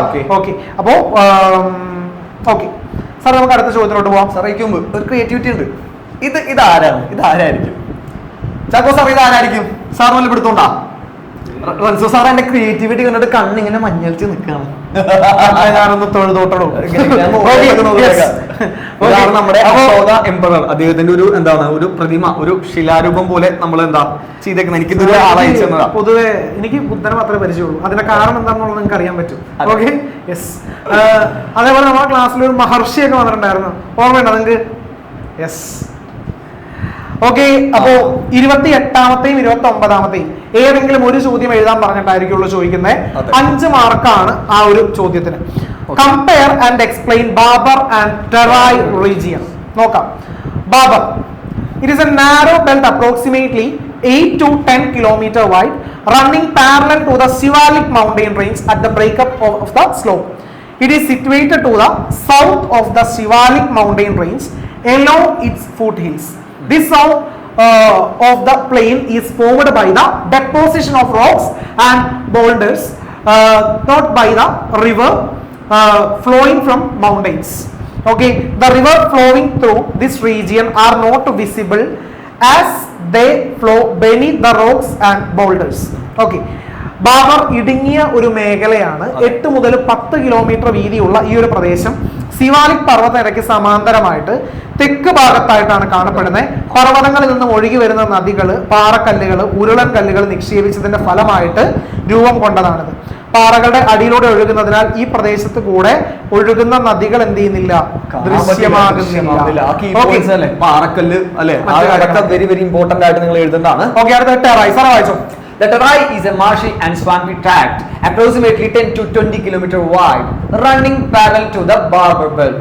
Okay, the river that disappeared in the Barber region re-emerged in this area. The Terai has a luxurious growth of natural vegetation and serves as a habitat for varied wildlife. In the Malayalam നോക്കാം സാറേ. ടെറായ് ബാബർ മേഖലയ്ക്ക് സമാന്തരമായി, ഇതിന് സമാന്തരമായിട്ട് എത്ര kilometre, അതായത് 10 മുതൽ 20 kilometre വീതിയിൽ കാണപ്പെടുന്ന വെള്ളക്കെട്ടുള്ള ചതുപ്പ് നിലങ്ങളാണ്. ശ്രദ്ധിക്കണം. ബാബർ മേഖലയിൽ അദൃശ്യമായ നദികൾ ഇവിടെ പ്രത്യക്ഷപ്പെടുന്നത്. അതായത് എന്താ, അദൃശ്യമായിട്ടുള്ള അല്ലെ ഇൻവിസിബിൾ ആയിട്ടുള്ള നദികൾ എന്താ ഇവിടെ പ്രത്യക്ഷപ്പെടാറുണ്ട്. ധാരാളം സസ്യജാലങ്ങളും വന്യമൃഗങ്ങളും മൂലം സമ്പന്നമായിട്ടുള്ള പ്രദേശം. ഒരുപാട് എന്താ ഈ മൃഗങ്ങളും വന്യമൃഗങ്ങളും അതേപോലെ സസ്യങ്ങളും ഇവിടെ കാണാൻ പറ്റും. ടെറായ് റീജിയനിൽ കാണാനായിട്ട് സാധിക്കും. അടുത്ത ക്വസ്റ്റ്യൻ, ഒട്ടും സമയം കളയാതെ, ഇനി മാക്സിമം ഒരു 2-3 ചോദ്യങ്ങൾ കൂടെ ഉള്ളൂ. Explain the human life in the neolithic age. നിങ്ങൾ 8ാം ക്ലാസ്സിൽ പഠിച്ച സെയിം ടോപ്പിക് ആണ്, ഒരു സംശയവും വേണ്ട. എന്തൊക്കെയാണ് ആ ഫീച്ചേഴ്സ് എന്നുള്ളത്? ഡൊമസ്റ്റിക്കേഷൻ ഓഫ് അനിമൽസ്, മൃഗങ്ങളെ ഇണക്കി വളർത്തി. ബിഗിനിങ് ഓഫ് അഗ്രികൾച്ചർ, അതായത് കൃഷി ആരംഭിച്ചു. പോപ്പുലേഷൻ ഗ്രോത്ത്, ജനസംഖ്യ വളർച്ച. And increase in the number of human settlement. പിന്നെ അതേപോലെ കോംപ്ലക്സ് സോഷ്യൽ ഓർഗനൈസേഷൻസ്, അതേപോലെ shortage of food products, change in the technology, സാങ്കേതികപരമായിട്ടുള്ള മാറ്റം അല്ലേ. അപ്പൊ ഇതിൽ 5 മാർക്കിന്റെ ചോദ്യമാണ്. മിനിമം അവിടെ 5 പോയിന്റ്സ് അവിടെ അറിഞ്ഞിരിക്കണം. മൃഗങ്ങളെ ഇണക്കി വളർത്തി, കൃഷിയുടെ ആരംഭം, ജനസംഖ്യ വർധനവ്, അതേപോലെ മനുഷ്യാധിവാസ കേന്ദ്രങ്ങളിൽ ഉണ്ടായ വർധനവ്, സങ്കീർണമായ സാമൂഹിക ഘടന, ഭക്ഷ്യോൽപാദനങ്ങളുടെ ലഭ്യത കുറവ്, സാങ്കേതിക വിദ്യയുടെ മാറ്റം. അപ്പൊ നമ്മൾ ഈ ആദ്യകാല മനുഷ്യ ജീവിതങ്ങളൊക്കെ പഠിച്ചു കഴിഞ്ഞപ്പോൾ നമ്മുടെ ക്ലാസ്സിൽ ഇതേപോലെ ഒരു പിക്ചർ കാണിച്ചു തരുന്നു. ഒരു 4 ആദ്യകാല മനുഷ്യര് നിരന്നു നിൽക്കുന്നത്. യെസ്. അപ്പോ നിങ്ങൾക്ക് ചിലപ്പോൾ എന്ത് ചെയ്യാറുണ്ടാവും, ഇപ്പൊ മനസ്സിൽ ഓർമ്മ വന്നിട്ടുണ്ടാവും. ഒരു കാര്യം, ലാസ്റ്റ് ടോപ്പിക് സാർ, അതിക്കും ഒരു കാര്യം പറഞ്ഞേ. നമ്മളിപ്പോ 5 മാർക്ക് 4 മാർക്ക് 3 മാർക്ക് ഡിസ്കസ് ചെയ്തു അല്ലെ. ഇപ്പൊ ഓരോന്നിനും ചിലപ്പോൾ ക്വസ്റ്റ്യൻസ് കയറി ഇറങ്ങി വരാനായിട്ട് സാധ്യതയുണ്ട്. അതായത് ഇപ്പൊ കുറെ പോയിന്റ്സ് ഉള്ള ക്വസ്റ്റ്യൻസ് കയറി ഇറങ്ങി വരാൻ ചാൻസ് ഉണ്ട്. അപ്പൊ നമ്മൾ എന്ത് ചെയ്യണം സാറേ? നമ്മൾ എന്താ ചെയ്യുക? സാറാണെങ്കിൽ എന്ത് ചെയ്യും? ആ മാർക്ക് അനുസരിച്ചുള്ള പോയിന്റ്സ് ഒക്കെ എഴുതി വെക്കും അല്ലെ. നിങ്ങൾ അത്രയും ചെയ്താൽ മതി. ഒരു കൺഫ്യൂഷൻസും ഈ കാര്യത്തിൽ നിങ്ങൾക്ക് വരാനായിട്ട് പാടില്ല. ഇനി നമുക്ക് 2 ചോദ്യം കൂടി എന്താണ് പറഞ്ഞു കഴിഞ്ഞാൽ നമ്മുടെ ഈ സെക്ഷൻ ക്വസ്റ്റ്യൻ, അതായത് മോഡൽ ക്വസ്റ്റ്യൻ പേപ്പർ എന്ന് പറഞ്ഞ സെക്ഷൻ കംപ്ലീറ്റ് ആവും. അപ്പൊ നമുക്ക് പോകാം സാറേ. ഓക്കെ, 30ാമത്തെ ചോദ്യം. Explain the location and the features of Uttarakhand ഹിമാലയത്തിന്റെ സ്ഥാനം, സവിശേഷതകൾ എന്നിവ വിശദീകരിക്കുക. Uttarakhand Himalayas is a part of Himalaya which extend from എവിടെ മുതൽ എവിടെ വരെ? River Sutlej to river Kali. It is the western side is known as Gadwal Himalaya and the eastern side is known as Kumayun Himalaya. ഇനി several high peaks such as Nanda Devi, Kamet, Badrinath, Kedarnath etc. are situated in Uttarakhand Himalaya. അറിഞ്ഞിരിക്കണം. The Gangotri and Yamunotri glaciers from where the river Ganga and Yamuna originate and the freshwater lakes such as Nainital, Bhimtal are also situated in this region. Sutlej മുതൽ കാളി നദി വരെയുള്ള ഹിമാലയ പ്രദേശമാണ് ഉത്തരാഖണ്ഡ് ഹിമാലയത്തിന്റെ പടിഞ്ഞാറ് ഭാഗവും ഗഡ്വാൾ ഹിമാലയവും എന്നും എന്ത് ചെയ്യുന്നു, കിഴക്കൻ ഭാഗം കുമയോൺ ഹിമാലയം എന്നും അവിടെ അറിയപ്പെടുന്നു. ഓക്കെ, അടുത്തത് നന്ദാദേവി, കാമറ്റ്, ബദ്രിനാഥ്, കേദാർനാഥ് തുടങ്ങിയ ഉയരമേറിയ കൊടുമുടികൾ ഉത്തരാഖണ്ഡ് ഹിമാലയത്തിൽ എന്ത് ചെയ്യുന്നു, അവിടെ സ്ഥിതി ചെയ്യുന്നു. ഓക്കെ, അടുത്തത് ഗംഗ, യമുന എന്നീ നദികളുടെ ഉത്ഭവ സ്ഥാനമായ ഗംഗോത്രി, യമുനോത്രി തുടങ്ങിയ ഹിമാനികളും അതേപോലെ നൈനിറ്റാൾ, ഭീംതാൾ തുടങ്ങിയ 44 തടാകങ്ങളും ഈ മേഖലയിലും ഉണ്ട്. ആ 44 എന്ന് പറഞ്ഞത് ഒന്ന് നോട്ട് ചെയ്ത് വെച്ചോ, കീ പോയിന്റ് ആണ് 44 തടാകങ്ങൾ അല്ലെ. ലെസർ ഹിമാലയത്തിനും സിവാലിക് മലനിരകൾക്കും ഇടയിൽ കാണപ്പെടുന്ന നിരപ്പായ താഴ്വരകളാണെന്നറിയപ്പെടുന്നത്, ഡൂണുകൾ എന്നറിയപ്പെടുന്നത് ഉത്തരാഖണ്ഡ് വനത്തിൽ കാണപ്പെടുന്ന ഡെറാഡൂൺ ഇതിന് ഏറെ പ്രസിദ്ധമാണ് എന്നറിഞ്ഞിരിക്കുക. ഓക്കെ, സോ നമ്മുടെ ലാസ്റ്റ് ചോദ്യത്തിലോട്ട് നമ്മൾ പോകുന്നു. 31ാമത്തെ ചോദ്യം, 6 മാർക്കിന്റെ ലാസ്റ്റ് ചോദ്യം. അതെ സാർ, ഞാൻ വായിക്കാം. കാരണം എന്താണെന്നറിയോ, ഈ ചാപ്റ്റർ ഞാൻ അതായത് 9ാം ക്ലാസ്സിൽ ഓഫ്ലൈനിൽ എടുത്ത് ഇപ്പൊ കഴിഞ്ഞ് വന്ന ചാപ്റ്റർ. അതായത് അധികം നാളുകളായിട്ടുള്ള ഈ ചാപ്റ്റർ കംപ്ലീറ്റ് ചെയ്തിട്ട് ഏറ്റവും അവസാനമായിട്ട് കംപ്ലീറ്റ് ചെയ്തൊരു ചാപ്റ്റർ ആണ്. ഓക്കെ, ഇത് വളരെ കിഡിലനായിട്ടൊരു ചോദ്യം. അടുത്ത ചോദ്യം എനിക്ക് ഇത് കാണുമ്പോൾ ബാഹുബലി സിനിമയ്ക്ക് ഓർമ്മ വരുന്നു. ഓക്കെ, അപ്പൊ നമുക്ക് ആ ചോദ്യത്തിലേക്ക് പോകും. How was the growth of Magadha among the 16 Janapadas? 16 ജനപദങ്ങളിൽ മഗധയുടെ വളർച്ച ഏതു വിധമായിരുന്നു? ഓക്കെ, നമുക്ക് നോക്കാം. Magadha was a fertile region with good rainfall. അതായത് ഉൽപാദന ശേഷികൾ ധാരാളം മഴ ലഭിക്കുന്ന ഒരു പ്രദേശമായിരുന്നു ഇത്, നമ്മുടെ ഈ പറഞ്ഞ Magadha. Okay, there were large deposits of iron ore also. ഇരുമ്പയിര് അതിന് നിക്ഷേപം എവിടെ ഉണ്ടായിരുന്നു? ഈ പറഞ്ഞ മഗധയിൽ ഉണ്ടായിരുന്നു. Hence the iron needed for tools and weapons was readily available. അതായത് വേറെ ഒരു കാര്യമുണ്ട് സാറേ, ഒരു അയ്യണൊക്കെ ഉണ്ടായ കാരണം ഇവർക്ക് വേറെ ഈ ടൂളിന്റെ കേസ് ഒന്നും പറഞ്ഞുകൊണ്ട് വേറെ സ്ഥലത്ത് പോകേണ്ട സ്വന്തമായിട്ട് ഉണ്ടാക്കാൻ പറ്റിയിരുന്നു. പിന്നെ വെരി വെരി ഇമ്പോർട്ടന്റ് ആയിട്ടുള്ള ഒരു പോയിന്റ് ആണ്, elephants were an important factor in wars in those days. അതായത് ആ സമയങ്ങളിൽ യുദ്ധങ്ങളിൽ elephants, ആനകൾ, നമ്മൾ ബാഹുബലി സിനിമയിലൊക്കെ കണ്ടിട്ടുണ്ട് ഇല്ലേ, ഭയങ്കര ഇമ്പോർട്ടന്റ് ആയിട്ടുള്ള ഒരു ഫാക്ടർ ആണ് പറയുന്നത്. പിന്നെ elephants were available in large numbers in the forest of Magadha. മഗധയിലെ കാടുകളിൽ ഒരുപാട് ആനകളെ കാണാൻ പറ്റും. ഇപ്പൊ നമ്മുടെ കാടുകളിൽ ആനകളുണ്ടാ എവിടെ അല്ലേ. This ensured Magadhan victory in battles. The Ganga and its tributaries provided easy transportation of goods. അതായത് ഈ ആനകളൊക്കെ ഉള്ള കാരണം മഗധ അടിച്ച് കയറി വരെയായിരുന്നു എന്തില് നമ്മുടെ യുദ്ധങ്ങളിൽ. അതേപോലെ തന്നെ ഈ പറഞ്ഞ ഗുഡ്സ് ഒക്കെ ട്രാൻസ്പോർട്ട് ചെയ്യാനായിട്ട് നല്ല രീതിയിൽ ഗംഗയും അതിന്റെ ട്രിബ്യൂട്ടറീസും നല്ല രീതിയിൽ സഹായങ്ങൾ അല്ലെങ്കിൽ അതുവഴി നല്ല രീതിയിൽ ഗുഡ്സ് ട്രാൻസ്പോർട്ടേഷൻ നടത്തിയിരുന്നു എന്നാണ് പറയുന്നത്. പിന്നെ Magadha also had efficient rulers like Bimbisara and Ajatashatru. ഈ 2 പേര് അല്ല സാറേ വെരി വെരി ഇമ്പോർട്ടന്റ് അല്ലേ, റൂളേഴ്സ് ആയിരുന്നു എന്നുള്ളത് കേട്ടോ. അപ്പൊ സാറ് മലയാളമൊക്കെ കൃത്യമായിട്ട് അവിടെ പറഞ്ഞിരുന്നു. ആ സെക്ഷൻസ് എന്ത് ചെയ്യുന്നു ഓടിച്ച് പറഞ്ഞു പോവാം. ഉൽപാദനക്ഷമത ഉള്ള നല്ലൊരു പ്രദേശമായിരുന്നു മഗധ എന്നറിയപ്പെടുന്നത്. കുറെ ഇരുമ്പയിര് നിക്ഷേപമൊക്കെ ഉണ്ടായിരുന്നു. അതുകൊണ്ട് തന്നെ ഉപകരണങ്ങൾക്കും ആയുധങ്ങൾക്കായിട്ട് അവർക്ക് മറ്റൊരു സ്ഥലത്ത് പോകേണ്ടി വന്നിരുന്നില്ല. അവിടെ തന്നെ കൃത്യമായിട്ട് അത് ഉണ്ടായിരുന്നു. അക്കാലത്ത് യുദ്ധങ്ങളിൽ പ്രധാനമായിട്ട് ഉപയോഗിച്ചിരുന്ന ഒരു ഘടകമായിരുന്നു ആരെന്ന് പറയുന്നത്, നമ്മുടെ ആനകൾ എന്ന് പറയുന്നത്. ഓക്കെ, അടുത്തത് മഗധയില് വനങ്ങള്, അതേപോലെ വനങ്ങളിൽ ആനകൾ യഥേഷ്ടം ഉണ്ടായിരുന്നു. ഓക്കെ സാർ, എനിക്ക് ആന എന്ന് പറയുമ്പോൾ എനിക്കിപ്പോ അരിക്കൊമ്പനൊക്കെ ഓർമ്മ വരും. അരിക്കൊമ്പൻ ഒരു നാടകം കണ്ടിട്ടുണ്ട്, അരിക്കൊമ്പൻ കിടില നാടകം ഉണ്ട്. പിന്നെ പറഞ്ഞു അതിനെപ്പറ്റി പിന്നെ പറയാം, ഡിസ്കസ് ചെയ്യാം. യെസ്, സജയ് സാറ് ആക്ടറൊക്കെയാണ് കേട്ടോ. അതിനെപ്പറ്റി യൂട്യൂബിൽ വിശദമായിട്ട് ഞാൻ നിങ്ങൾക്ക് പറഞ്ഞുതരാം. അതെ, നമുക്ക് നടത്താം. ഇത് മഗധയുടെ യുദ്ധ വിജയം ഉറപ്പാക്കി ഗംഗയും അതിന്റെ പോഷക നദികളും ചരക്ക് ഗതാഗത സൗകര്യങ്ങൾ ഉറപ്പുവരുത്തുകയും ചെയ്തു. ട്രാൻസ്പോർട്ടിന്റെ Yes. ബിംബിസാരൻ, അജാതശത്രു തുടങ്ങിയ കഴിവുറ്റ ഭരണാധികാരികളും അവിടെ ഉണ്ടായിരുന്നു. സാറേ നമുക്കൊരു ടാസ്ക് കൊടുത്താലോ? Yes. നമ്മുടെ ഈ ബിംബിസാര, അജാതശത്രു അല്ലെ, ഇവർ ഏത് രാജവംശമായിരുന്നു, ഏത് ഡൈനാസ്റ്റി ആയിരുന്നു എന്നൊരു ചോദ്യം അല്ലെ. സെറ്റ് ആയിട്ട് ബോക്സിൽ ടെക്സ്റ്റ് ബുക്കിൽ എടുക്കുന്നുണ്ട്. ഓക്കെ, ഇവർ മിടുക്കരായ പിള്ളേരാണ് അല്ലെ. ഇവരെന്തായാലും അത് കമന്റ് ചെയ്യും ഉറപ്പാണ്. ചാക്കോ സാർ പിന്നെയും പൈസ പോകും, കാരണം പുള്ളി ഒരുപാട് സമ്മാനങ്ങൾ ഓഫർ ചെയ്തിട്ടുണ്ട്. അപ്പൊ നമുക്ക് എന്താ ഇതോടുകൂടി നമ്മുടെ എല്ലാ പരിപാടിയും കഴിഞ്ഞു. ആ ഒരു കാര്യം, എന്റെ ക്രിയേറ്റിവിറ്റി ഇത് ആരായിരിക്കും? സാറിന്റെ എന്റെ ആരൊന്നുമല്ല, പൂർവികരാരെങ്കിലും? എന്നെ പോലെ കരുത്തനായിട്ടൊരു രാജാവായിരുന്നു. ആരായിരിക്കും? പേര് മറ്റേ തിരുവിതാംകൂര് ഭരിച്ചിരുന്ന രാജാവ്, പേര് ശശിയിലൊക്കെ. ആരായിരിക്കും? ഇപ്പൊ നമ്മൾ പറഞ്ഞ പേരാണ്. ആരായിരിക്കും സാറ് പറ? ഫസ്റ്റ് പേര് ബിംബിസാർ. ഒരു തെലുങ്ക് സിനിമയുണ്ട് ബിംബിസാര എന്ന് പറഞ്ഞിട്ട്. ഓക്കെ, ബിംബിസാരന്റെ എന്താ പറയാ, ഒരു ശരിക്കും പറഞ്ഞാൽ കുറെ തപ്പിയിട്ട് ഈ പിക്ചർ കിട്ടിയ കേട്ടോ. ഓക്കെ, ബിംബിസാര. ഇനി ഒരു ക്രിയേറ്റിവിറ്റി കൂടിയുണ്ട് സാറേ. കുറച്ചുകൂടി കിട്ടില്ല പിക്ചർ. ഇത് ആരായിരിക്കും? സാറ് മുടിയൊക്കെ വെട്ടി സെറ്റ് ആയിട്ട് കറക്റ്റ് സാറ് പറഞ്ഞിരുന്നത് ഞാൻ യോദ്ധാവാണ്. ഞാൻ ചാക്കോ സാറൊക്കെ യോദ്ധാക്കന്മാരാ. ഓക്കെ, അതായത് ഈ പറഞ്ഞ പ്രത്യേക മേഖലകളിലാണ് യോദ്ധാവ്. അപ്പോ അജാതശത്രു ഓക്കെ അറിഞ്ഞിരിക്കുക. അപ്പോ ഏകദേശം ഇത്രയും കാര്യങ്ങളാണ് നമുക്ക് ഈ ഒരു ക്വസ്റ്റ്യൻ പേപ്പർ ഡിസ്കഷനിൽ പറയാനുള്ളത്. അപ്പൊ പറയാനുള്ളത്, നിങ്ങളിപ്പോ ഒരുപാട് പരീക്ഷകളൊക്കെ എഴുതി റിവിഷനൊക്കെ നല്ല കിടിലമായിട്ട് മുമ്പോട്ട് കൊണ്ടുപോയിക്കൊണ്ടിരിക്കുകയാണ്. പഠനമൊക്കെ തകൃതിയായിട്ട് നടക്കുകയാണ്. അപ്പോൾ ഒരു പരീക്ഷ എഴുതുമ്പോൾ എങ്ങനെയൊക്കെ ആയിരിക്കും ചോദ്യങ്ങൾ വരുന്നത്, ഏതൊക്കെയാണ് ഇമ്പോർട്ടൻറ്റ് സെക്ഷൻസ്, നമ്മൾ ഇമ്പോർട്ടൻസ് കൊടുത്ത് പഠിക്കേണ്ട സെക്ഷൻ എങ്ങനെയാണ്, ഇതിൽ നിന്ന് ഒരു ചോദ്യം എങ്ങനെ വരാം, ഈ ഒരു കാര്യങ്ങളൊക്കെയാണ് നമ്മൾ ഈ ഒരു സെക്ഷനിലൂടെ ഡിസ്കസ് ചെയ്തത്. അപ്പോൾ എല്ലാ മക്കളും കൃത്യമായിട്ട് ഉഷാറായിട്ട് കിടിലമായിട്ട് പഠിക്കുക. നമ്മുടെ യൂട്യൂബ് ലൈവ് സെഷന്റെ കാര്യം മറക്കണ്ട. നമ്മുടെ ചാനൽ സബ്സ്ക്രൈബ് ചെയ്ത് വെച്ചേക്കുക. അതേപോലെ നമ്മുടെ സോഷ്യൽ മീഡിയ പേജസ് എല്ലാം, ന്യൂട്ടൺസിന്റെ സോഷ്യൽ മീഡിയ പേജസ് എല്ലാം നിങ്ങൾ എന്ത് ചെയ്യുക, കൃത്യമായിട്ട് ഫോളോ ചെയ്യുക. നമ്മുടെ വാട്സപ്പ് ചാനൽ കൃത്യമായിട്ട് സബ്സ്ക്രൈബ് ചെയ്ത് വെച്ചേക്കുക. എല്ലാ അപ്ഡേറ്റ്സും നിങ്ങൾക്ക് അതുവഴി കിട്ടുന്നതായിരിക്കുള്ളൂ. നമ്മുടെ ലൈവിന്റെയും മറ്റ് ഡീറ്റെയിൽസും കാര്യങ്ങളൊക്കെ നിങ്ങൾക്ക് എന്ത് ചെയ്യും, നിങ്ങളുടെ ക്ലാസ് ഗ്രൂപ്പുകൾ വഴിയായിട്ടും അതേപോലെ നമ്മുടെ വാട്സപ്പ് ചാനൽ, നമ്മുടെ സോഷ്യൽ മീഡിയ പേജസ് വഴിയൊക്കെ ആയിട്ട് കൃത്യമായിട്ട് നിങ്ങൾ അപ്ഡേറ്റ് ചെയ്യുന്നതായിരിക്കും. സോ എല്ലാവരും നല്ല അടിപൊളിയായിട്ട് പഠിക്കുക. Okay, all the best. All the best മക്കളെ.